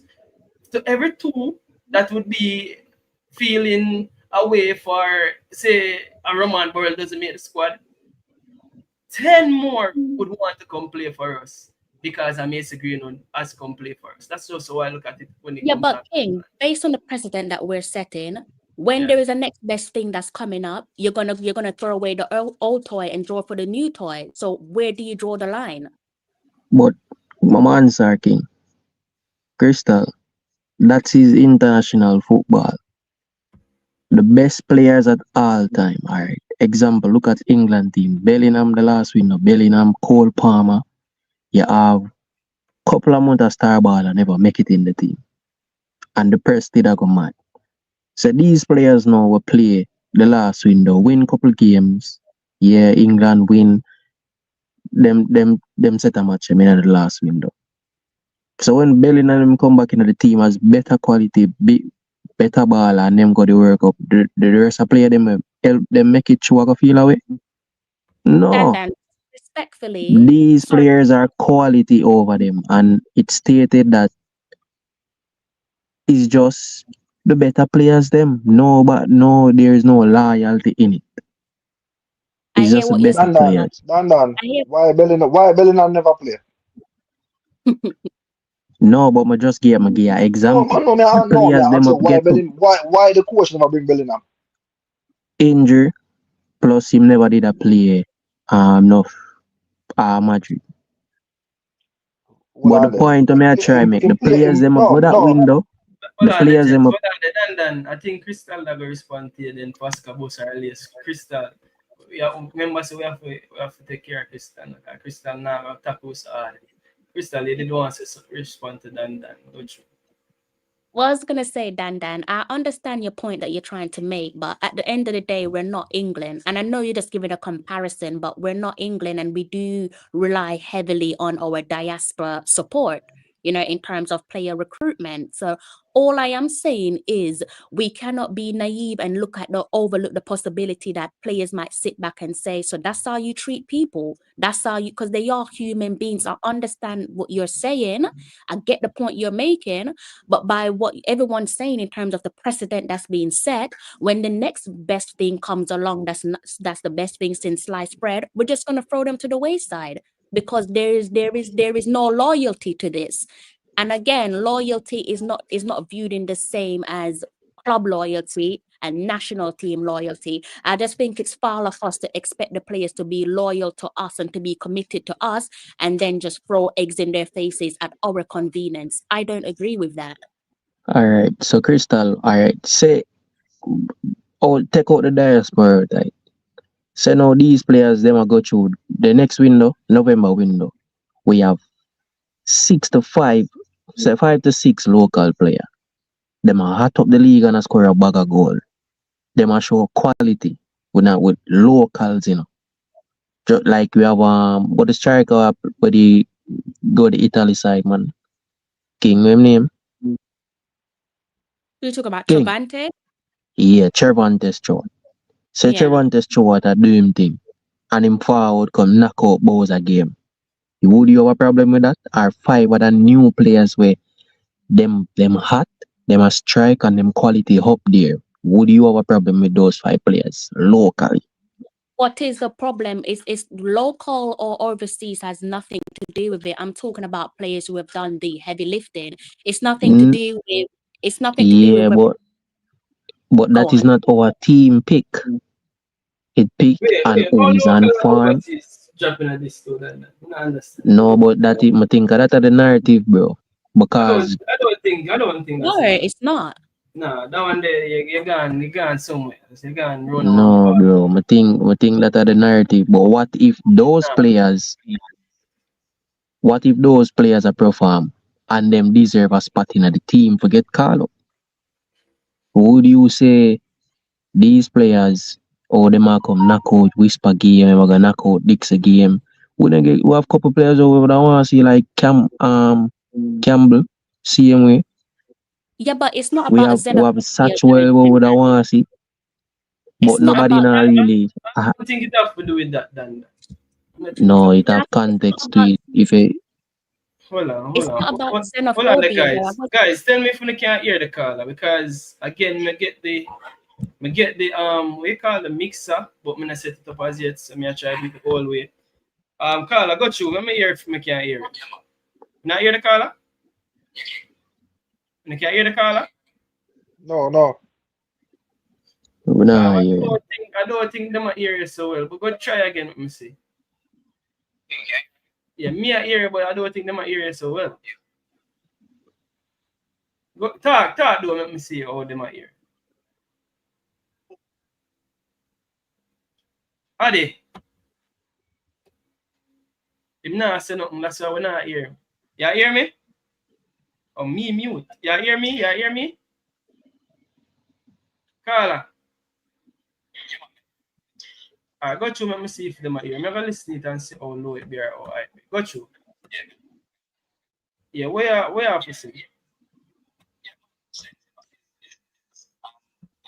Nah, you're king. Nah, here. No, they must say they must struggle for hear it. Here, I'm going to set up the mixer. I'm going to set up the mixer and call you back.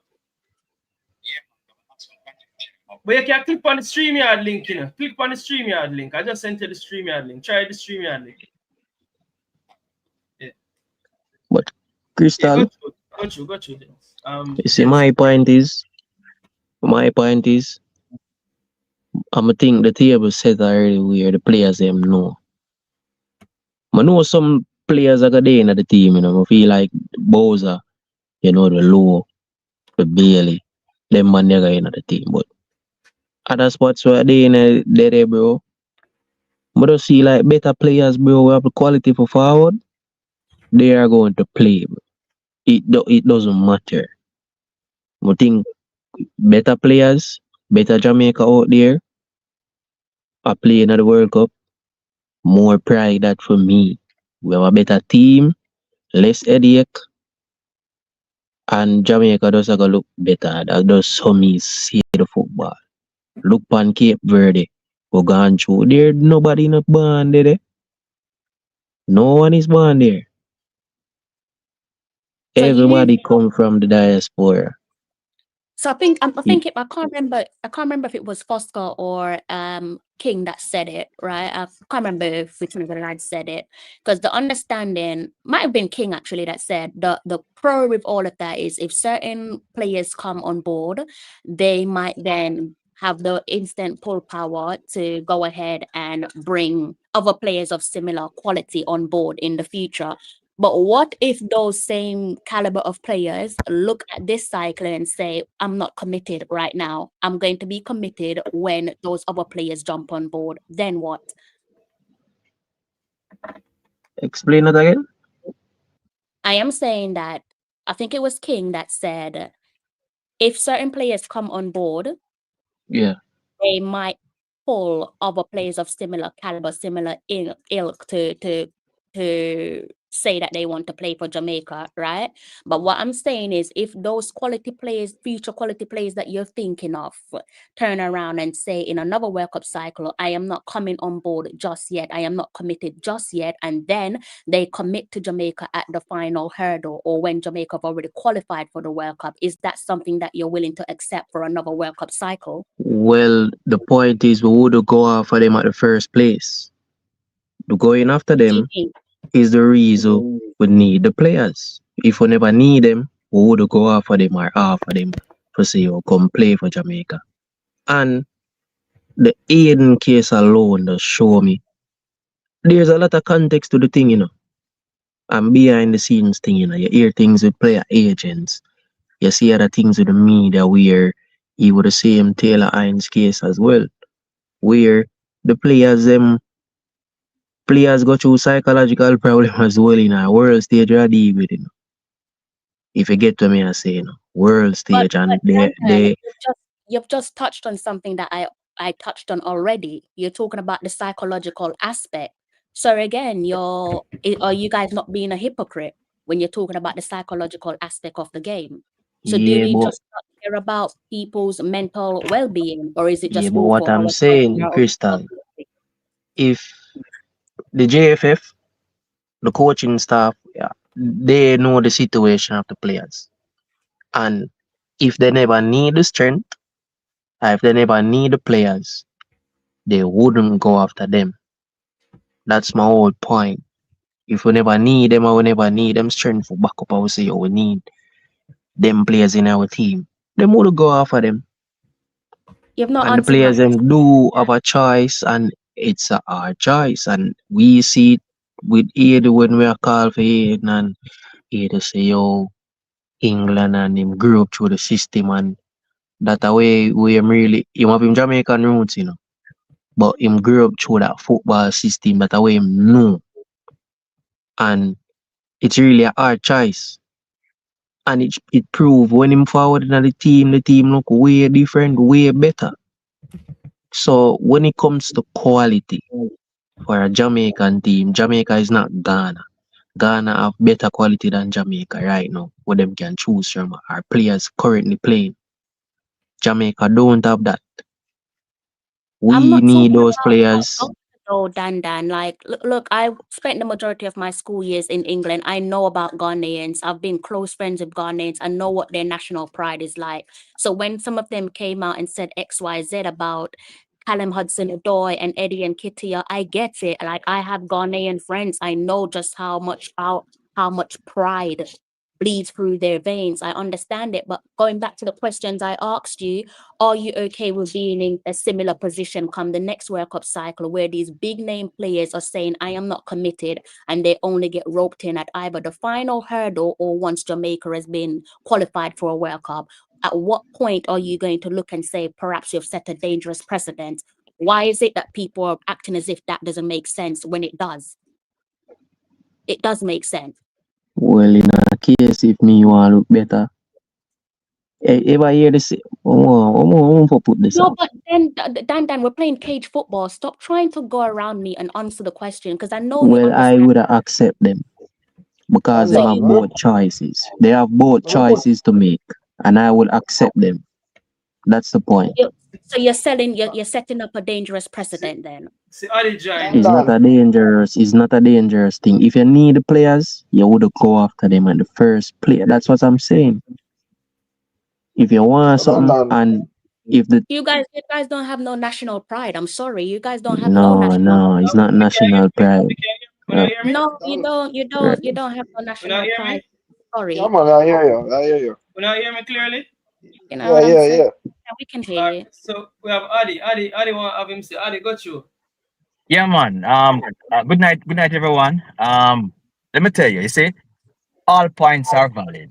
You understand? The different spectrums are different. So, Crystal, her point, like many other fans, yeah, they have a valid point.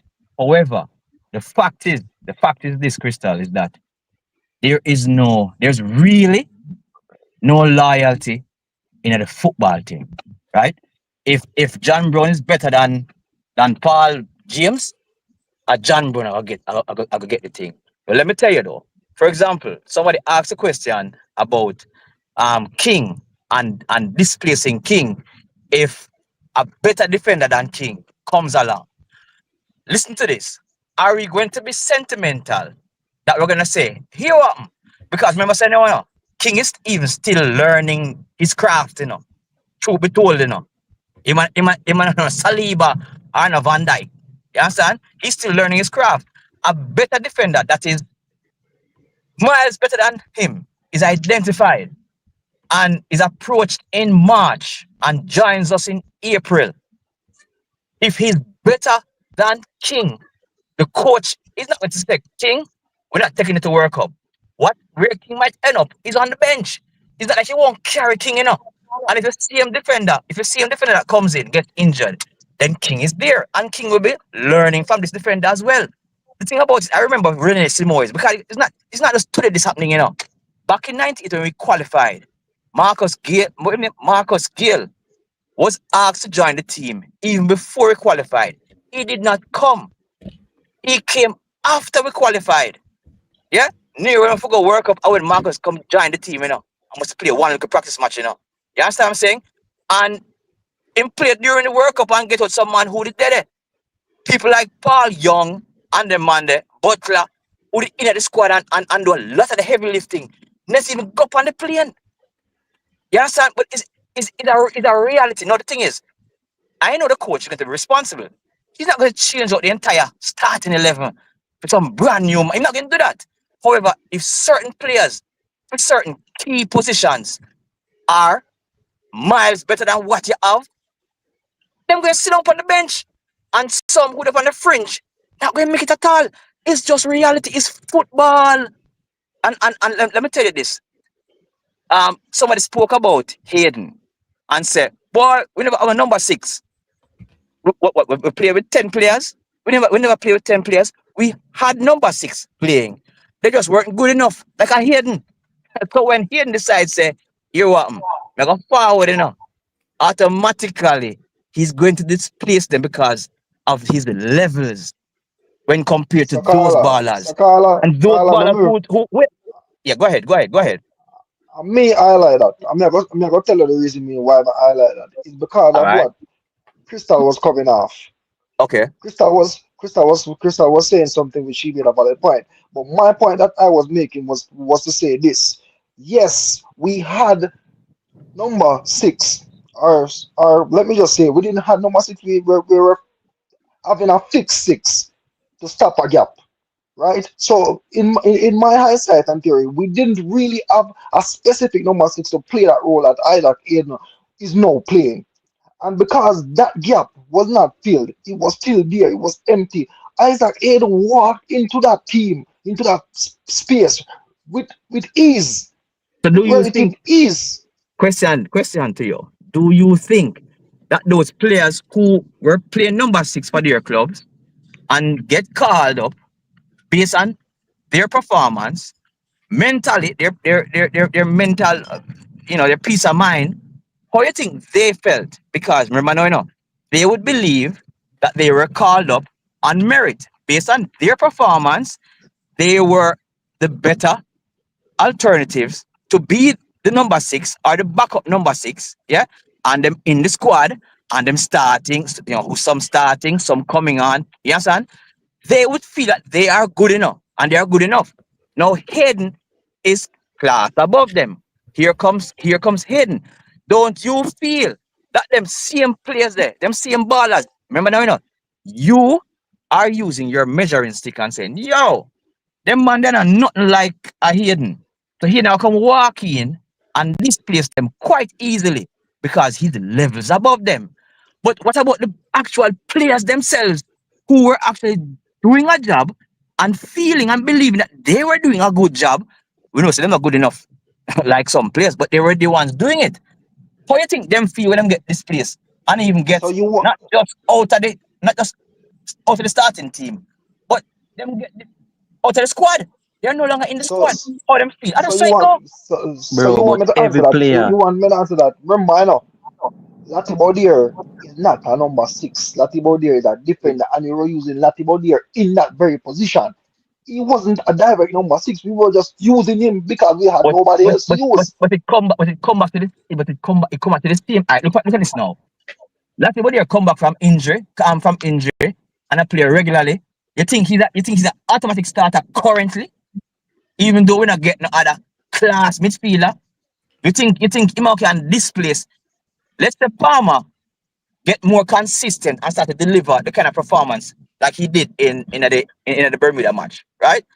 Um, you think that Latibody can get out any of them 3 players that Bobby, Hayden, or Palmer if he's unsung? No. Well, Lati who did a lot of heavy lifting and did a lot of backup when we never have no 6. Him going to be on the bench. Him going to be But on the Lati's yeah, not bench. a How is he Lati's going every to not a player feel? midfielder. understand them. Lati's a defender by trade. Yeah, But but guess what? hear me out. Hear me Him out can't. now. We're done 1 second. But he gets the same Latibody there. Now go play right back neither.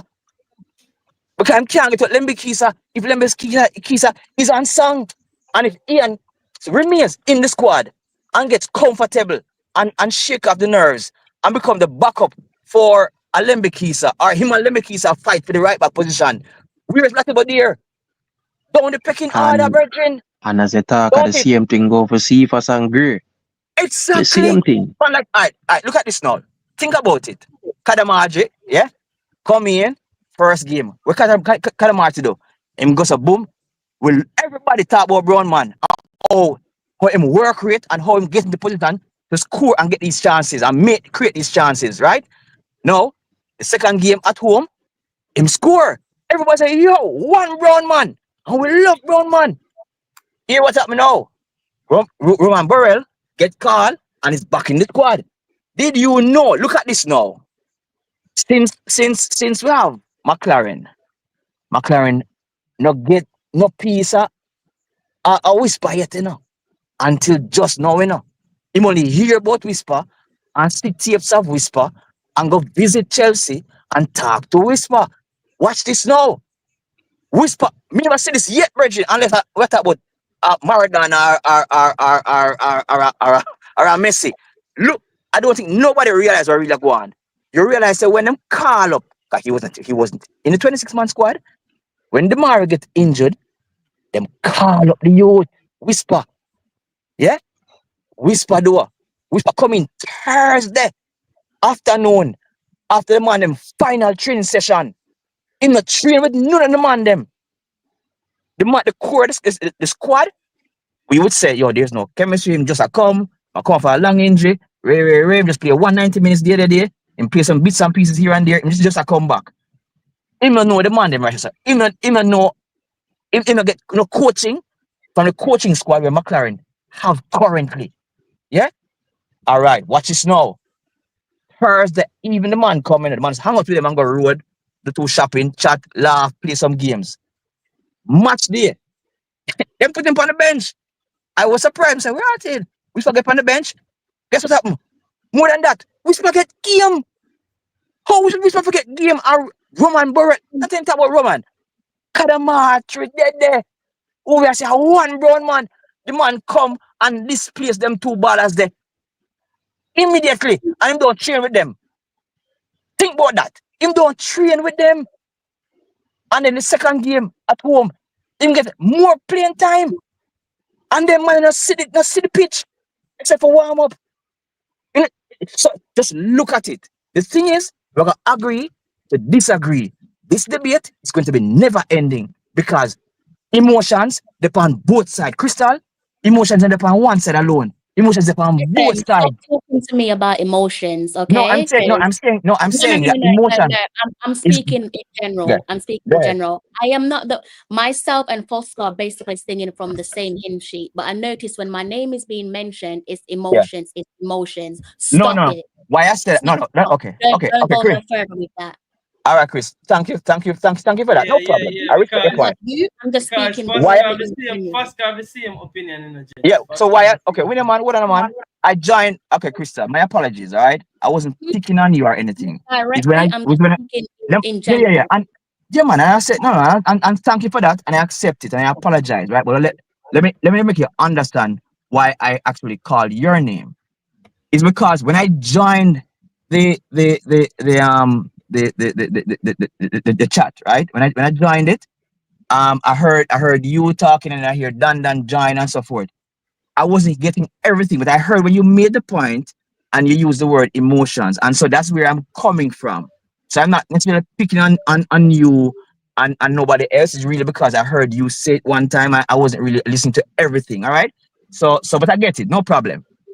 So gentlemen and lady, the thing is, we are going to continue to have this debate. It's not going to stop because, you know, some like them tea with more sugar, some don't like too much sugar in them tea.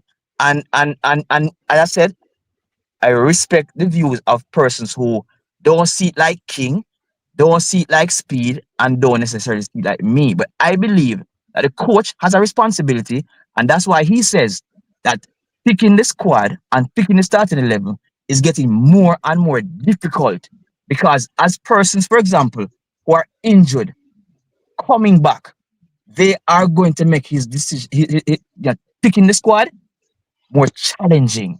You get what I'm saying? And many of us, we have our ballers and we want to see our ballers in there. And yes, the precedence when set is a slippery slope, but the coach and the management team, they have to manage that. So you can't come and make a wholesale change and change the entire 11 because 15 brand new better ballers decide they want to come. You're going to have to pick from that lot and see who you want to. And you're going to have some biases too. Because, for example, a man like a Greenwood, who is, a world-class baller, uh, a man like Greenwood who decides that, and chances are him probably not even coming up. So this debate where I might not even be making any sense really. But let's say he comes in February. He comes and starts playing some two friendlies. Many of us are going to be happy. Some of us are going to say, boy, I hear that thing because people like Burrell now make the squad again. Kadamachi now make the squad again. And we feel away for them, right? But the thing about it is that when you have certain ballers who are come with certain levels, and them decide to them want. Because the thing is, the coach and the JFF don't necessarily want to just have an appearance at the World Cup. They want to also compete. They want to get to the second round. However, they have to manage Finals. that. They have to manage that, They have to manage the players. For example, a player who has done a lot of heavy lifting, and because two new players come in and kind of squeeze them out.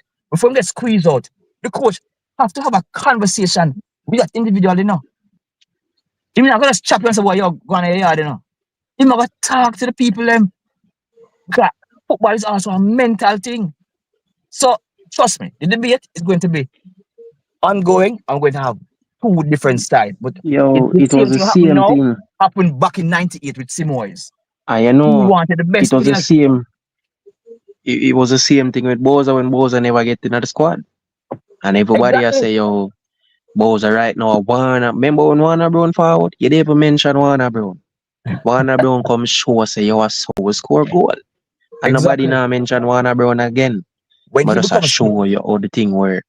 But you when he becomes mention, fit, you what? mentioned Go ahead. something we say if Greenwood forward February. and everybody are gonna get happy and ready.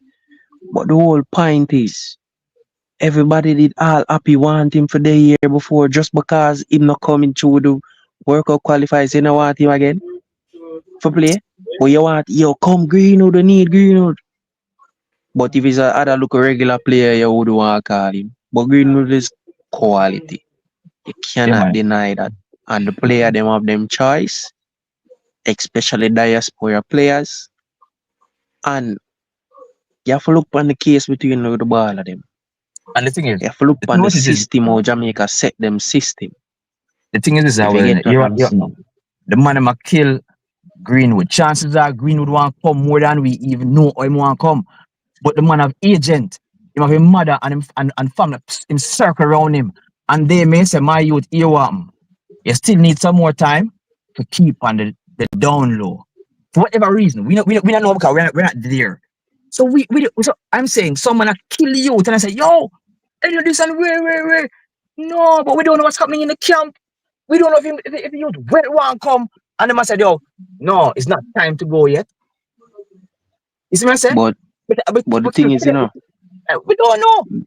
the president come out and say them talk to him and everything, and me don't know why the media, cause if you really want to play, show the player some love. Stop even the world jersey thing, bro. Bash the youth and the Greenwood stay yard.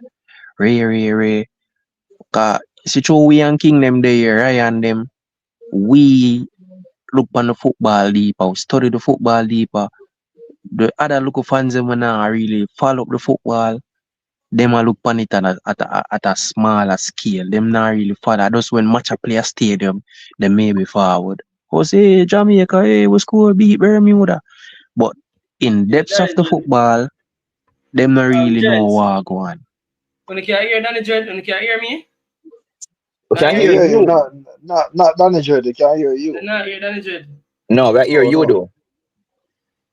Why am I put Danny Dread through the mixer? King, me nah, make a bit controversial, you know. Yeah, You know, make a bit controversial. We need to hear No, Danny stick Dread. to the roots, you would stick to the roots. Go back to the roots. Crystal, what say you? This thing, yes. What are we actually talking about? Yeah. Danny Dread. What do you want me to? When I hear Danny Dread now? No. No, we're hearing Crystal and we're hearing you. And them I hear me. Boy, Yeah. We need a, what do you call it? I will string up them sound something again. Yo, Engineer. me can string it up, you know, but me have to dead. We need an engineer, Danny Dread. Me have the mixer. King, The mixer set up. Me I hear you through the mixer, but the fans are not hear you. If me was streaming, the streaming I link, man, with the streaming I link. yo, King, YouTube it, bro. Simple. If So Crystal, me send it to you, man, but initially doesn't know if make it work.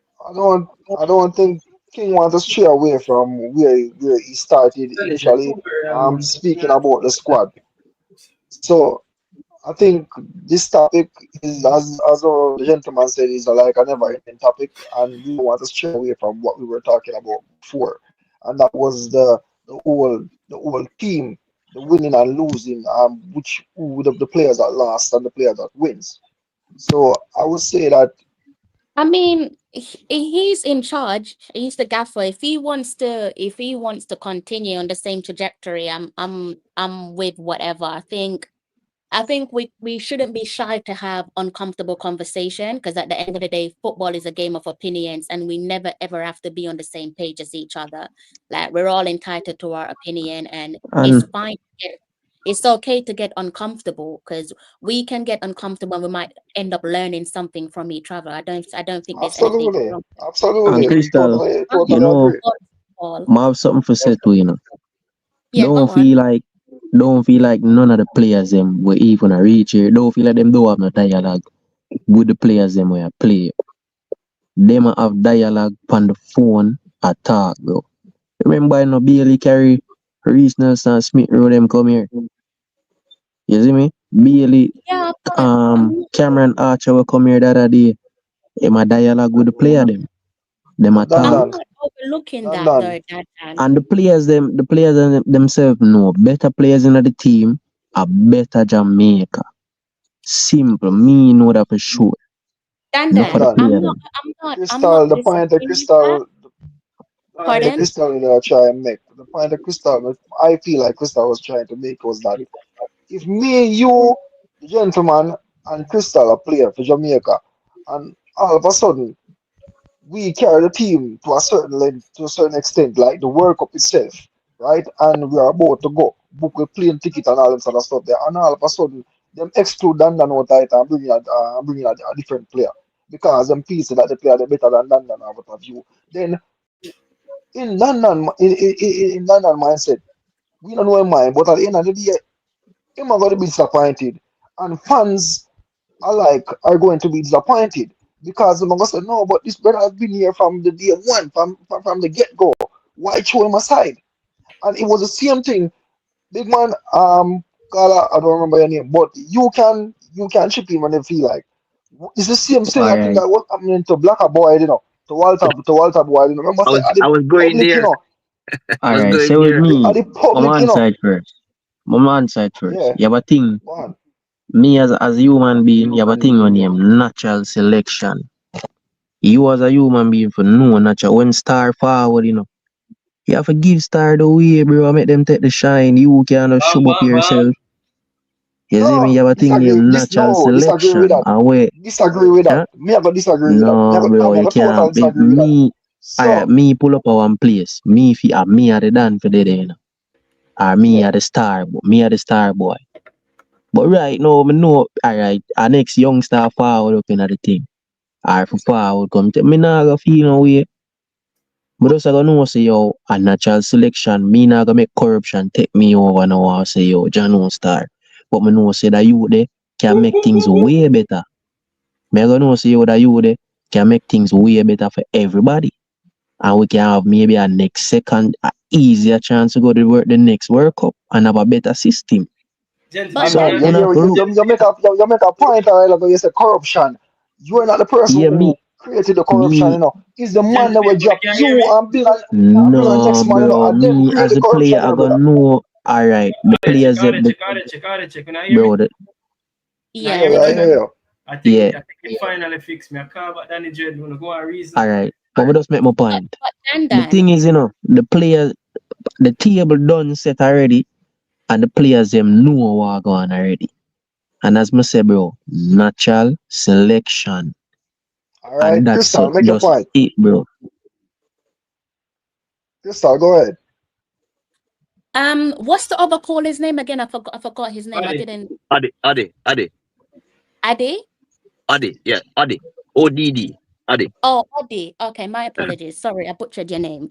I wanted to piggyback on something that you said earlier on pertaining to loyalty, because I think a lot of people are saying that, loyalty doesn't matter and your loyalty doesn't play a role in this, but it does. Because for the players who are in camp now, they have to have loyalty to the game. You have to apply loyalty to this. So it can't be a case of where we're looking at this and saying loyalty is a one-way street, because it's not. Loyalty goes both ways.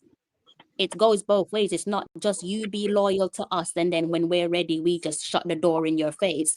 And of course, I understand the argument of saying there, if there's a player there, I think King was the one that said it, that if there's a player there in the mix that hasn't done the heavy lifting, then it's easy to replace that player.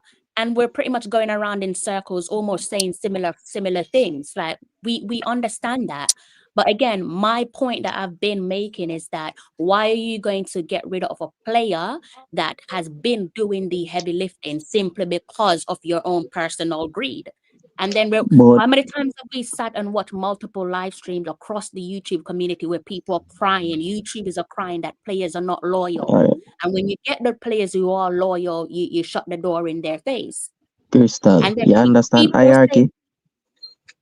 of course I You understand understand how you are. hierarchy? You come from UK, we know you study history, you know all the things set over there. It's just so the thing don't feel like the players them go through the World Cup qualifiers now go get no highlight or nothing. Yeah, them take a through. These players don't know say other players' papers are get done. Don't feel like say oh it not in the talking already. I say them players they are forward. The players them know. Them know so them players are better than them. Them just know just like the Grey papers he take around 2 years for forward. And Grey come take him game, come show say yo, bro, I come start my game until Cephas come now and show himself. So as I said, the thing is hierarchy. It's just some man I gotta do the dirty work and some man I gotta do up at the top. And just that's how the thing work. That is part of life, bro. Natural selection, I call it. I remember, if I may, I remember great. There's a match that we had at stadium, right? And there's an interview where they interviewed Gray, right, after the game. And I don't remember which YouTuber. And when they did it, the person actually said, well, Gray said it. Gray said, boy, like see if us take him game and can laugh about it, you know what I mean? Because he was bigging up Cephas and how Cephas played and said, boy, like, him have to go work even harder. So players know that if somebody within the squad right now just dip on fire, right, and dip on farm, they who used to start can end up warming the bench more than that other player, because it's really just so the thing go. I understand if, as I said, I keep saying this, the coach has a responsibility, and I don't think with his experience that he's going to have a cavalier attitude to just chin out all of the ballers them. The fact of the matter is that right today we have people who are regular starters. We have persons who are frequently coming off the bench. We have persons who are on the fringe of the squad. Those persons who are on the fringe of the squad are the ones who are going to get left first. See what I'm saying? For some of the persons who actually starting now may not, because think about it, is that you have Holgate and you have King and you have Damian Lowe. You realize that Damian Lowe not really injured, but Damian not play none of minutes out of them 2 games. Yeah? He hasn't played, and he's a vice captain and he not play. He must hold the bench because between Pinnock and King, the chemistry between both of them right now and how they are playing is better. And the coach, keep using the word trust. He must trust the ball. Like sometimes we wonder how the coach I do it. When I start the man here, and when not start the man here, he must always use the word about trusting, and he must using gut feeling as well. Yeah, So, and when you see that training, But Odi, Yeah, sorry. I have 2 questions to ask you.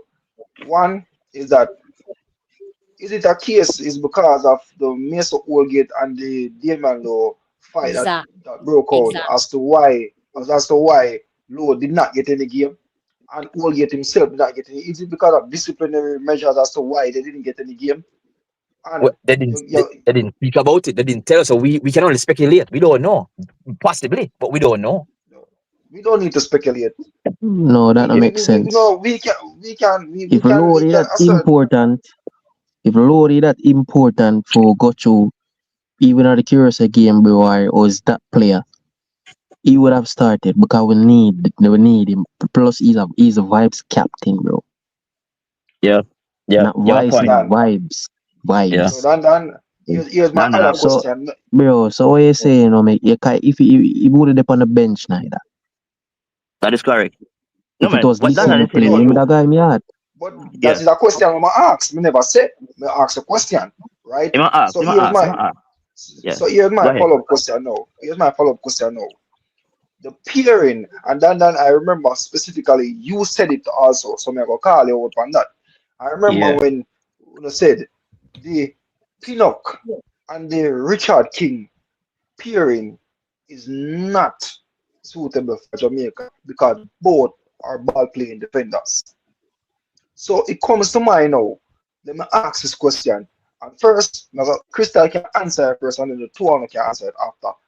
Come the Jamaica match, would you still use a Ethan Pinnock and Richard King, knowing how the physicality of the Trinidadians was going to come at us, knowing that them on them own turf and them want to win the match. Would you still use the Ethan Pinnock and Richard King as a pairing for that back fence, or would you put back in Nana Low? Crystal, your answer first. Obviously you're going to have different approaches to the games that as they come, aren't you? If you're going to go for a more physical approach and you go with the player that's going to give you the more physical demanding game because you want to get the best result. But segueing back to what Fosco was saying, that is the point that I was trying to make pertaining to Damian Lowe. And of course, the JFF did not come out and tidy up the matter pertaining to the allegation there, but I think it does hold water that yes, there was a training ground bust up between Holgate and Damian Lowe. And also Damian Lowe, the last time he played, I believe it was against Portland Timbers since he signed for Houston. So he hasn't been getting the necessary accumulating minutes to even warrant a start in the starting 11. But I believe the reason why neither of those players played 0 minutes that we're talking about here from one of the players there being the vice captain is because of that alleged training ground bust up. It can't be anything but that. Because at the end of the day, the coach isn't in a position where he can even send both of them home. It's a case of, you know what, I'm going to keep you here, and if worst case scenario, I will bring you into the game. If I have to make that decision, then it's best to have you here. It can't be a case of the coach just cuts off his nose just to spite his face. And I could argue that one and say, potentially that's evidence of McLaren finally putting his foot down. Because if we segue and look back maybe a year ago, one of the issues I had with how we handled that Leon Bailey and Trevante Stewart alleged, whatever they did, and Trevante Stewart obviously subsequently is on the worst end of the two because Puss and Dog don't have the same luck. My issue with that there and then is the player should have been disciplined. A lot of people disagree with me and say no, because that would have upset the tournament momentum. But players need to know that that just like you guys said, there's levels to this. We have to set precedents.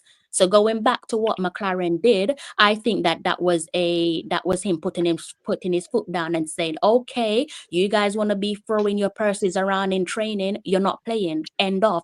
Now, I guarantee you that we're not going to be hearing more of the same in the next window or even at the World Cup. Why? Because a precedent has been set, in my opinion. My take. Gentlemen. Yeah, go ahead. dumbass in the comment section. Yeah, of my course, I take know on the he case. wasn't the coach then. I never said he was the coach then. So I'm Alright, fully aware. my take on the case is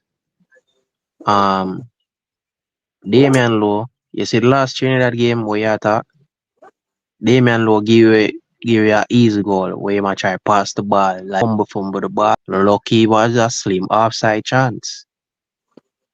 And whenever they say Pinnock and King enough up, I never said that none at all. Since this window, the Cursa game, I did say, yo, I don't want to see Pinnock back in the other game because he no look fit enough. But on the ball, Pinnock and King more comfortable on the ball. And the way how everybody wants to Jamaica play. The style where Pinnock and King have, them can pass the ball and make the team look more comfortable, composed on the ball. But genuinely, for that Trinidad game, and the thing with Lowe now, I don't think it have nothing to do with what him and Holgate have or one him did have tussle or war or what them have. It have nothing to do with that wine bench. I just genuinely think him just not really have the ability for just circle over the ball and make the game look smooth and easy. Yeah, it can be erratic at times. Yeah, when the game simply when for just pass some easy ball, him want hold on the ball too long. It's And like him know him not a yellow comfortable card or a with the red ball. card is very Hold clear. on. Gentlemen, we're not here, Danny Jed. No, Oh, yeah, you're Jerd. but you're done, heard Crystal, No, heard Yeah, hold you're on, Andrea. hold on, Danny. hold on. Here, Danny Jed. My this one. side, what go? I'm there, you know. Oh, that Jordan. No, hold on, gents. Me, I hear Danny Jed. When not hear Danny Jed. No, Danny Jed, not hear No. that. Alright, silence. When not hear Yeah, that not. Me I hear Danny Jet. Yo, King, Yo. just pull out the phone, bro, and put it on speaker like the last time. Go back to Me I, route one. Danny Jet, I hear them. Hold on. Danny Jet, I hear them.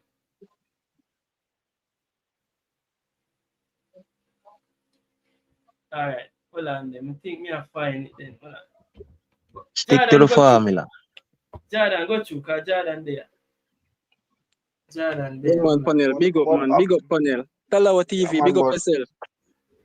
All right. So me I listen the conversation. You see me?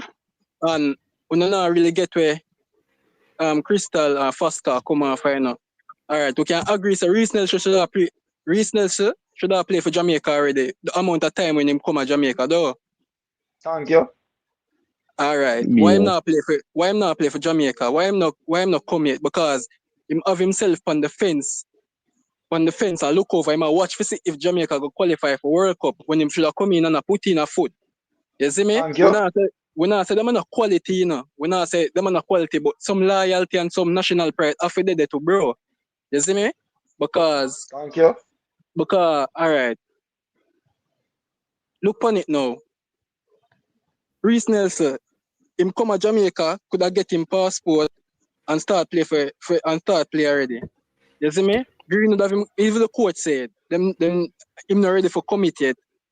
And them thing because guess what? Them a look to see if Jamaica, you know what it look to me? If Jamaica not qualify for World Cup, them now will come.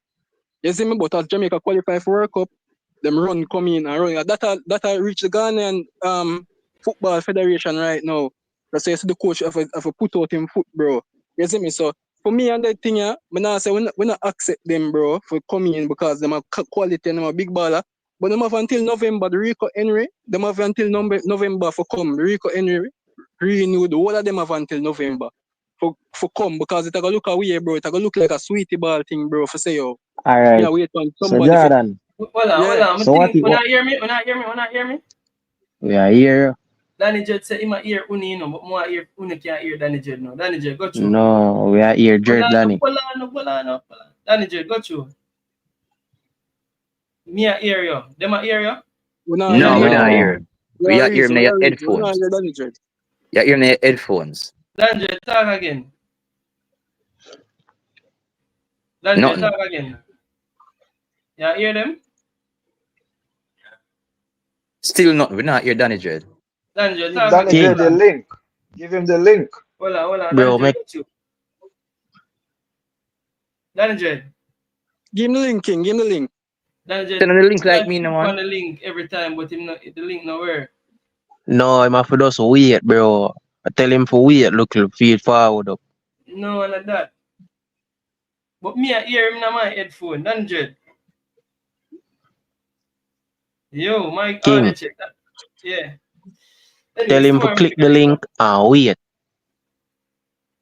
Cause Danny Dread could have one of them bangers this thing, you know. On a grandfather phone them. You don't know why to the work still. Like, oh, me I hear it in there. Oh, me I hear it and Danny Jet and then I hear it. That's crazy. They don't bro, see me that hear me, man. No, Yeah, bro. As we are say still, bro, the ball of them have them papers of a show little loyalty, bro, and show say yo them commit, bro. You see me? Them can't just Yeah. have Some them papers and interest. sit down and wait on But side. watch you know. To reach a World Cup, Remember you see me? Green would have on the jersey, you know. He might drop on the jersey, you know, bro. Him look about him things him. But we don't know the case of him. And Jordan, what do you mean a reason me I say? Some of the ball them maybe feel like through them hear about all these allegations about JFF. If even some of the ball of them fall. Remember the Bailey interview too, you know. Some of the ball of them fall, them feel like if them come to Jamaica and them get styled, them remember them up on the level in the Premier League or with them there in a Europe. Yeah, bro. Them feel like if them come to Jamaica and get style, them thing are a lily, bro. As I tell you, foreign mindset. But if Jamaica qualify for the World Cup and them come to Jamaica still, what difference? Let me add something. Let me add something here, so. You see, the other day I watch a thing, see? And it showed, for example, the England side, right? I travel to go play a match. And let me tell you, man, the aircraft with them on them inner, come like one living room them inner. The seat of the man them sitting inner, everybody in a first class in a bridge. You know what I say? just the levels where them countries there, them established countries there, how they move, and even man when I get caught to the England side yet, but the man them move with them club on a certain level. Now Jamaica now, our level is different, brethren. Our level is different, you know. So and then the thing is the fact of it's a traveling halfway across the world, 13-hour flight business. It's not for every man, you know. It's not for every man. There are several factors that we don't know. We can only speculate, and we can only say, "Oh, they might wait till we qualify." But chance, let me tell you, we might just be just talking pure hot here, where half of the money are still not ready, even General, after we qualify, even General, before that's World why. Cup, them My general, that's still why. don't come, and we are eat up ourselves over something where we not, the fact is they are not here. Yeah, why we are talking about them? Because Because some of them put in papers. they might not decide to come. They may even say, "Boy, you what? Me a cool out, you know. If them qualify, I'm glad for them, and them don't come. Some might come, some might Yeah, not come. but It's nobody a else fact. not It's the truth. It's my say, brethren. But as I say, Oh, this yeah. debate is never ending. We're going to have varying views on it. We're going to have to just agree to disagree. Just like how some people say JLP, some say PNP, and some say no P. I just life, brethren, all the way, and all the way like sugar cane. We have Jamaicans who not eat ackee and saltfish, you know. I just saw the thing set. You see what I say? We're gonna have different flavors. And I remember somebody mentioned Walter Boyd, and I was going to raise Walter Boyd. Yeah, Walter that Boyd did was whoop me. a heavy lifting, play most of the matches then, but because the man didn't really like the training thing, him and Simo's fall out. And when the squad for pick, him never in the squad. And the country start make up nice and say, boy, Simo's you have to carry. And the thing is, when him call him 23-man squad, him call 23, he never call 22 and leave out and say, boy, if anything, him squeeze in the youth. At 23, you know. So a man set to go World Cup and tell him family them and start, buy up clothes for, sweater and all kind of things for travel to go to France, you know. And guess what? At the end of the day, at the 9th hour, the man decided to bring in Walter Boyd. You know, somebody go home. You know that, right? So the thing said, if it happen, it can happen. But JFF and name, the coach, cannot be irresponsible in doing so. Because when you got Africa another player now, after World Cup, and we want to call some people play Gold Cup or Nations League or some friendlies, and we are calling them, what got happen? You can say? So, and it's just like West Indies cricket. You have a batsman where he made the farm, he might go on good for a while, but all of a sudden he made the farm, he might get dropped, and somebody else got to take him space, and he might get dropped. So I just how sports stay, right? And here's the the thing. argument about loyalty, yes. So we want to see people demonstrate loyalty because remember now, the way we did cuss out Hayden, I want to say want to Hayden because of the comment we make, It's my said the fact is this is that when Hayden decides, say, boy, I'm gonna take a step, and him do forward, Can any man know today say when Hayden play for Jamaica, him not play with him heart? That's a different thing. My general, No, that is when a I different thing. when I talk about the loyalty, when I say is you see these guys are professionals, These guys are professionals. No, Me but feel say if a Ian, the man year get called but, for your squad and but his duty is to play a particular role within the team and him a gel and him a band because we hear about the spirit among the ballers them when them in a camp. And the man them dead, the man them when them touch the pitch, the man them they're not gonna play just for themselves, brethren. I just saw me feel. So my general, we here's the all thing we that all know say Aid wasn't supposed to be here in the first place. We all know that because if England didn't reject him, he would be playing for England. So we all know that. So yes, he's here already. We can't change that, and we just know say it is what it is for the time being, yeah, Bro, right? but Because in stating bro, things. you know the funny thing is, bro, me see we play the last Gold Cup we got, and everybody has say, yo, we need to no, we need to bother them. We need everybody. yo, bro, this team not good. Ray. We need quality not everywhere, bro. The coach even say it, brother. We need the quality, bro. I remember me tell you, Jamaica is not Ghana or Nigeria. Nigeria have 200 million people. We have the Jamaica, abundance of talent. we not The have the abundance of amount talent. of ball or the development them for the baller, bro. Eden, you know how long Jamaica try to get in? Over 5 to 6, 5 years, 5 to 6 years, bro. A long time. And he rejected Greenwood us are just what year, bro. over What them year we go off of Greenwood? people. Greenwood that come off of Him not one just court case. And, him, bro, it's a sticky situation with him, bro.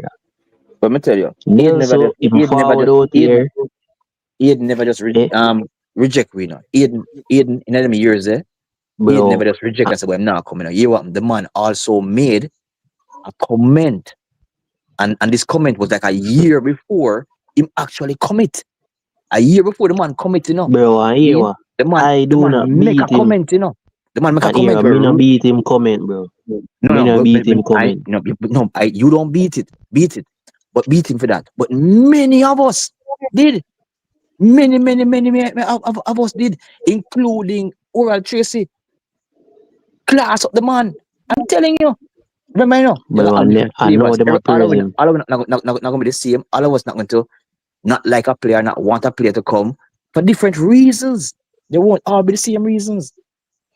You see what I'm saying? Bro, Yeah. the players themselves know. We Yeah? have no problem with the ball of them, you know, bro. We have no problem with the ball of them coming, you know, because we know them are quality. But you see me, the one them have them papers and can come now, and them one that we are talking about with the commitment, they are wait powerful qualify, yeah, watch.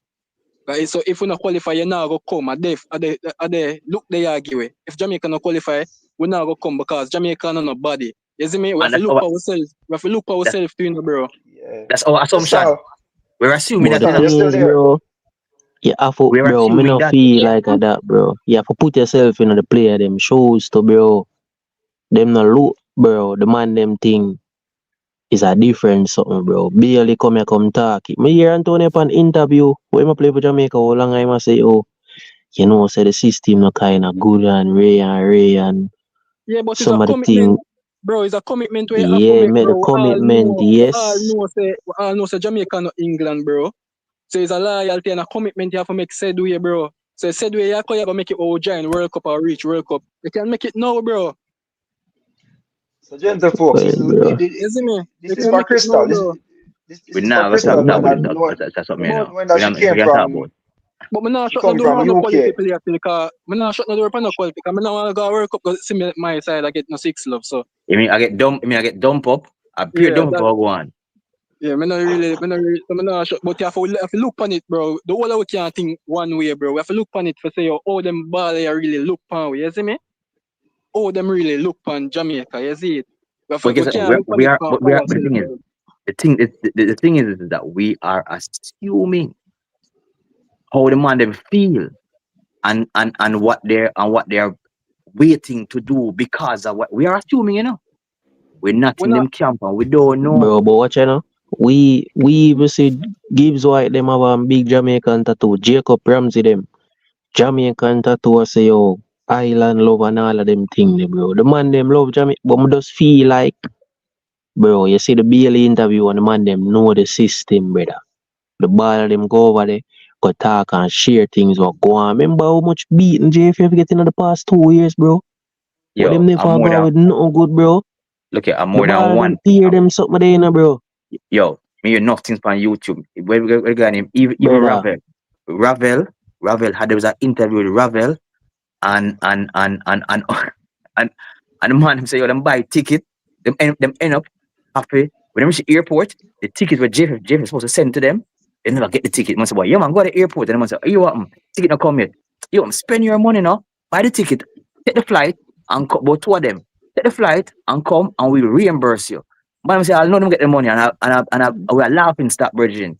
Bro, professionalism shake up the team, bro. But we are forget, bro. Brother, nights we there, so for Ryan show, you know, dog. A advocate say, oh, JFF, bro. I remember with Ryan show, where Ryan was the advocate, brother. Every night, them time the Ryan say, belt buckle.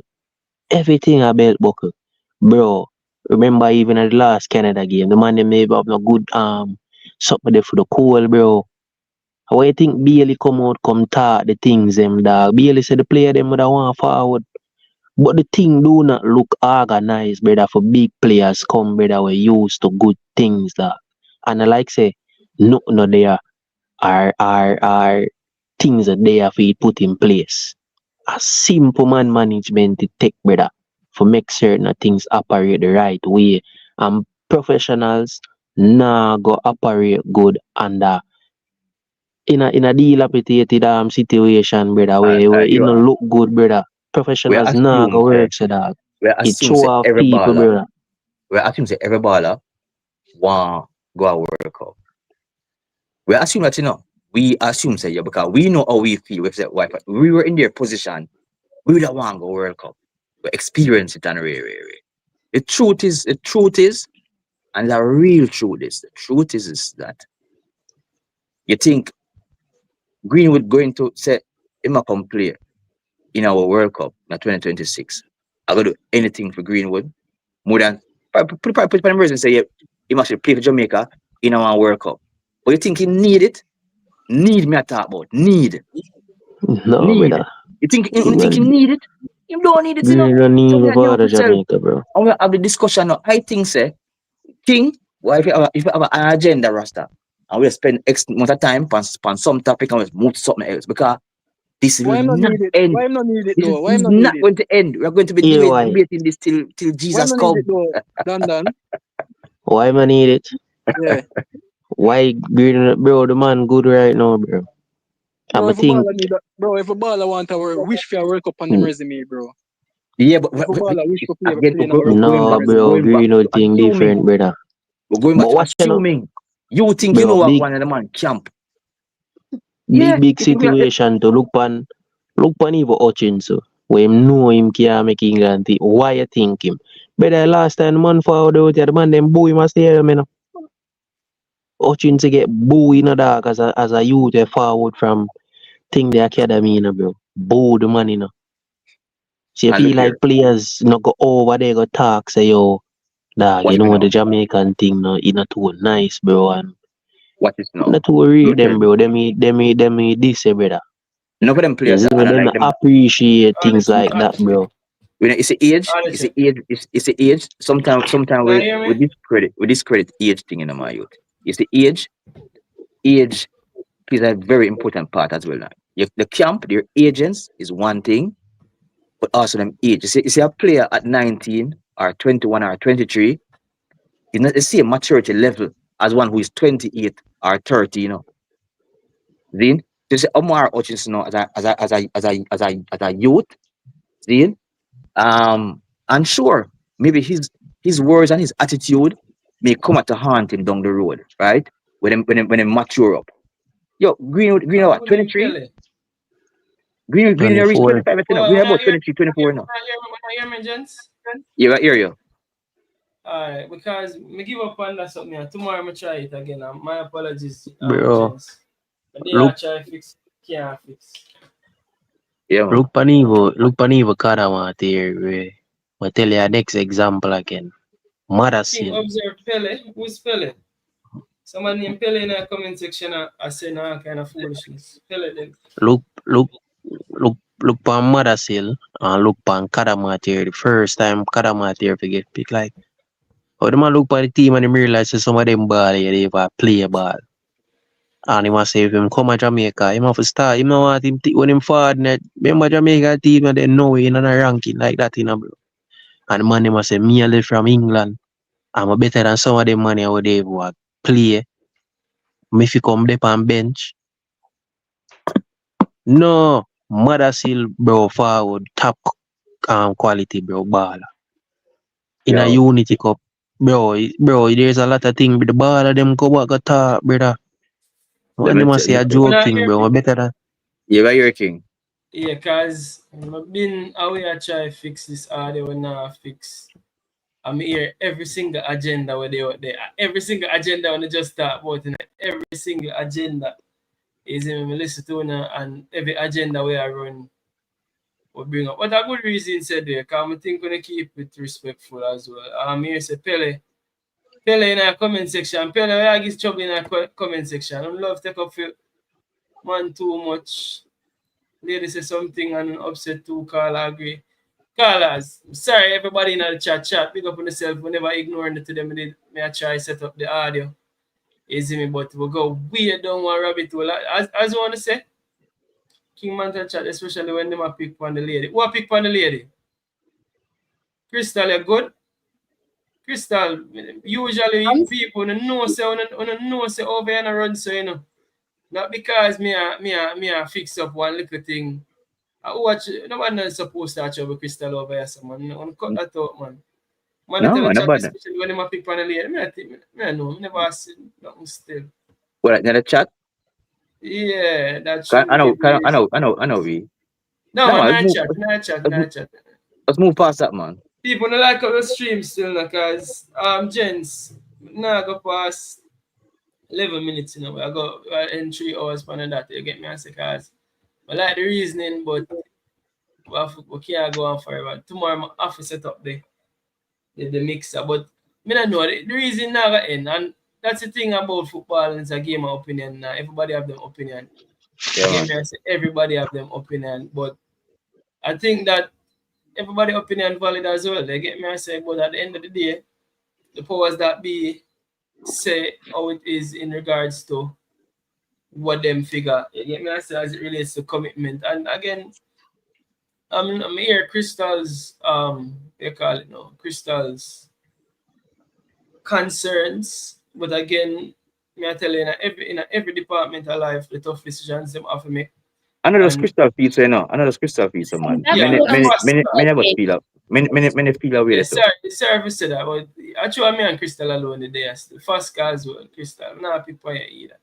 But me and Crystal's are first as concern, and the reality is that tough decisions have to make one way or the other. You get me? I say, and I think that irrespective of what in this campaign, I think that there will be people that will be left heartbroken one way or the other. You get me? I say, and I understand what I say, and the pros and the cons just have to weigh up at the end of the day. And it will come down to the powers that be. If we make the decision, what we can do is talk about it. And again, that's why the Rico Henry really kick off that conversation here. And probably next window, well, me hope next window we have a decision to make. Because here's the thing when me look on it, and this is how me look on it holistically, right? And not because of my show, me can, I know my say might not be valid. But this is how I look at it. I say bring them in because, say for instance, they bring in a Rico Henry. The coach can still choose to say, no, I prefer Greg Lay over Rico Henry, but having the Rico Henry option on the table is not bad. Bringing in a Mason Greenwood. For the life of God, you know, so the coach can say, you know, some Mason Greenwood and, you know, say King of chat off him out about generational talent. But I prefer somebody else. But having the option is the first step in the right direction for having a next option. For having the quality option are the first thing. You see me? Are the first need or we need is to have the option. So me now shoot down having the option first and foremost. Why would I stop at shooting down the option? When having the option, then the coach can decide. But what I think we're afraid that is having the option and then the coach have to decide to use the option because the option is quality. And we all know say that's the truth of the facts. Hey King. The option are gonna be quality and the option have to use. Got you, Adi. King, you are my parting words. And the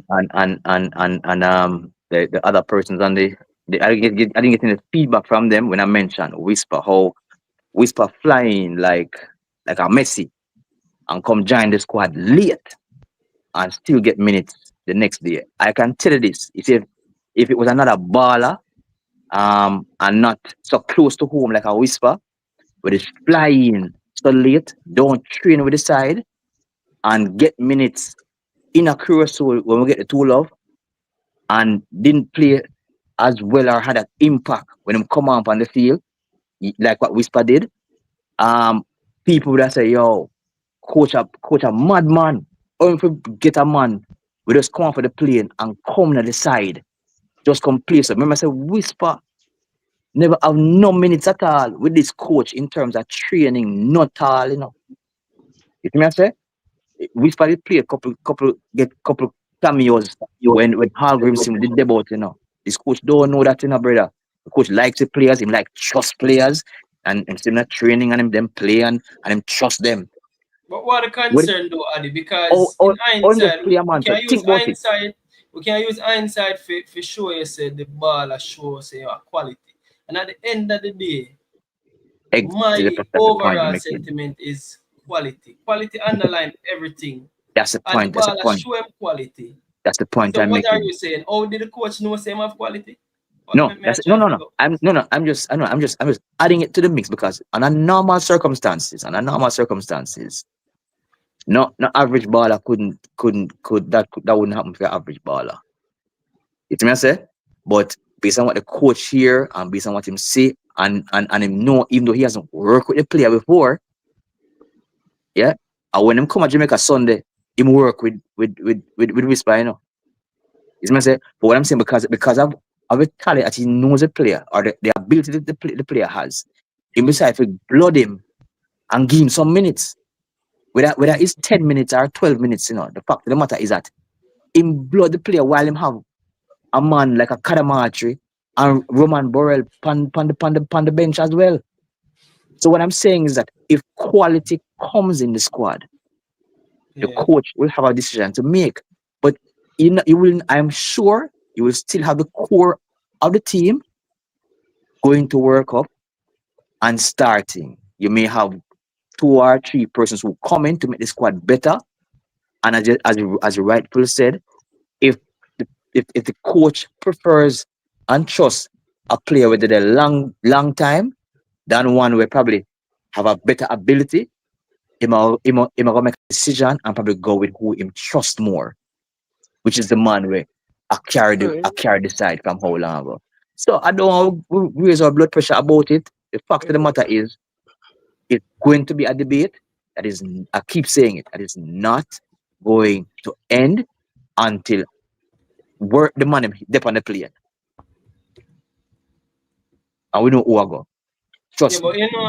say I don't want to do that again because I think before the Curacao game we did a call with chicken for the match.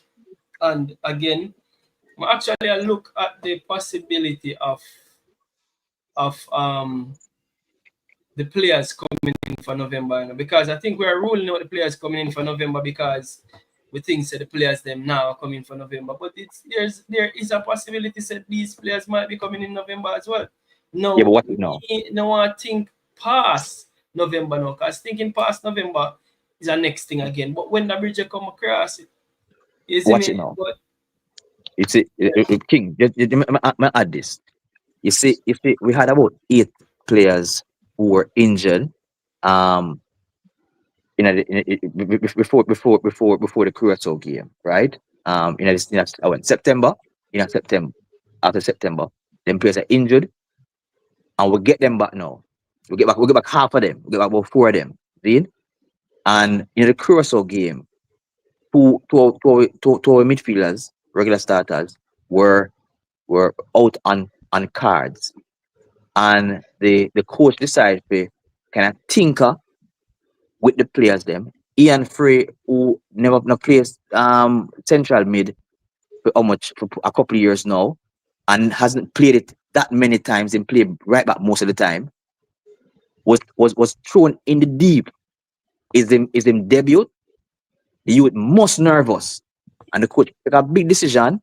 I guess based on training, yeah, and the guy's ability, and put him a centre half. The fact is, is that you see when the November window come, coach can tinker or shouldn't tinker with the players and the positions with them. I love do that, and the positions with them play, going to play against Trinidad.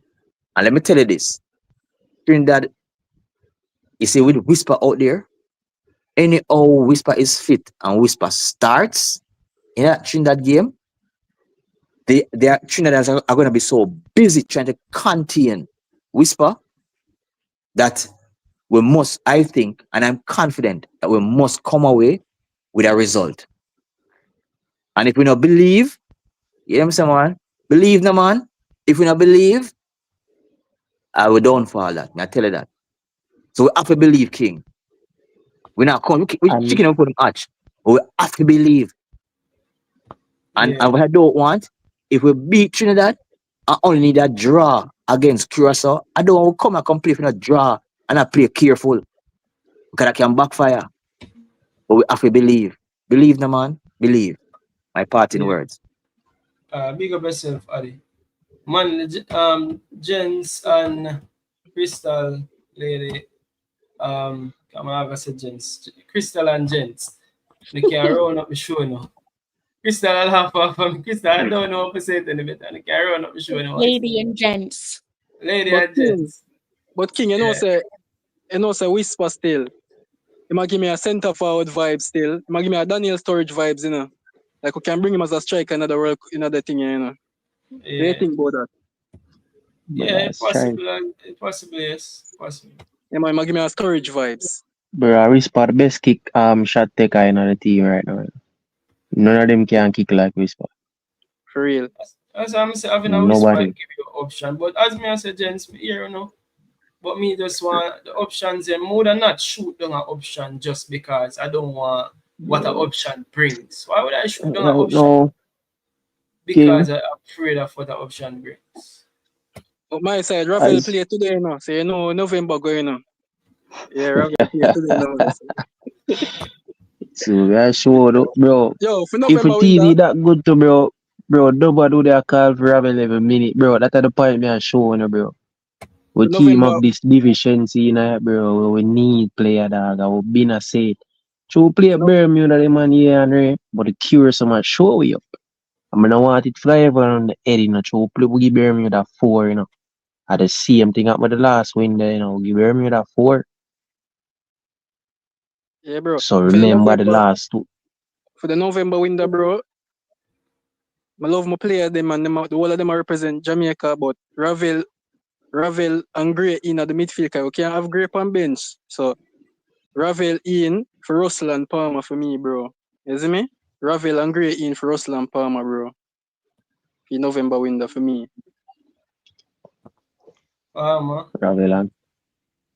Yeah, bro. Yeah, but my Gray play number 10. You can't have Gray on bench, bro. And Gray's a better baller for Palmer, bro. why far too. Mm-hmm. But my take still I'm around up my part of the show still. Bro, my take it no matter when them players are for every time you watch Jamaica play some big game, bro, we been a ball and everybody come from the media come ball and shed eye water. Yo, we trying to start Jamaica, what them do? Yo, we need better player right or so. Right now, me no care. Cape Verde, a diaspora team. France, biggest diaspora team of all time. USA right now they want player. Brother, Morocco, one of the biggest diaspora team when we reach far in the World Cup, bro. So you So, said then, Banda, no have no art then, no art then. Crystal, you brother, hear the that? No have no better art, player Crystal, you hear that? No rep- art. Yeah. Factor, you hear that? represent your Factor, no country, art. bro. We don't have no art. Alright, we don't have no art. I Brother, bring them in. just That's so the me all see, of them. bro. Yeah, alright, no have no art. Once the ball start play, nobody now go remember. No, once you have the quality of play ball, brother, everybody go Facts. feel good. That's what we are Facts. talking. Nobody now go say, yo, John will start. Man, them do this start. John will start. Jamaica. More them play here for bro, so we can go far in the World Cup and we have more bragging rights, bro. Who help it? Them know say the things set already. Say yo, better players in line. So only just a play on a roll. Una get on highlight same way.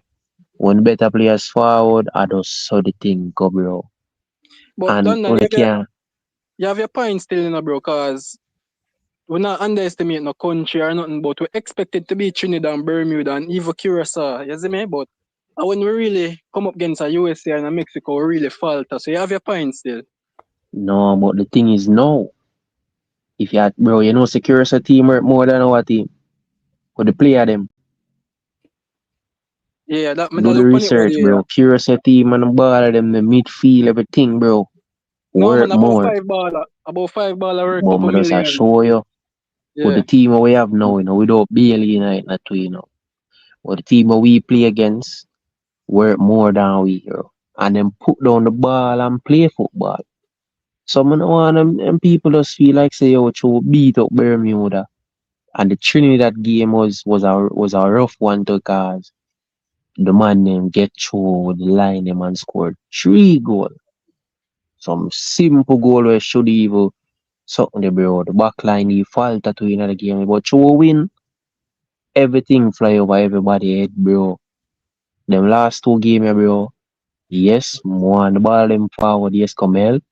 But then, But bro, I eat that.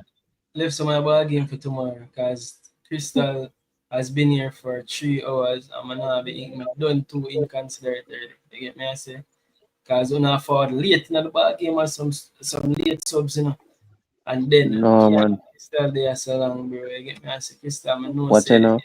I try, but I'm telling you, To we need to Nana get never some late them. for training, no man. Ever late late for for training. training every day. No, bro, and every time I go on do the talking, lad. So I tell you there that the comments are going, bro. Yeah, One man, listen to but the yo, show, bro. tomorrow we're active again, man. Crystal, you get the last say, Crystal. Big and serious thing. As the Yeah, it Empress. was another good show. Insightful. I think this is what over 6 hours worth of streaming we've done over the past 2 days, live streaming. It's good to just keep the football conversation going. And like I said, football is a game of opinions at the end of the day. We're all gonna have difference of opinions. But again, to stress, there is nothing wrong, in my opinion, with having those uncomfortable conversations. I actually think that they're quite healthy. We're not always going to be on the same page as each other, in my opinion. But yeah, another good stream. Yeah. All right, gents. And lady. But here we go on. Crystal have the last say. Big up on yourself, people. Thanks for everybody for watching. Give thanks for everybody watch 3 hours and there will be as usual, people. Smash that like button on the way out. And guess what, people? We'll do this tomorrow again. As I like to say, what good peace. Out. Big up on yourself, people.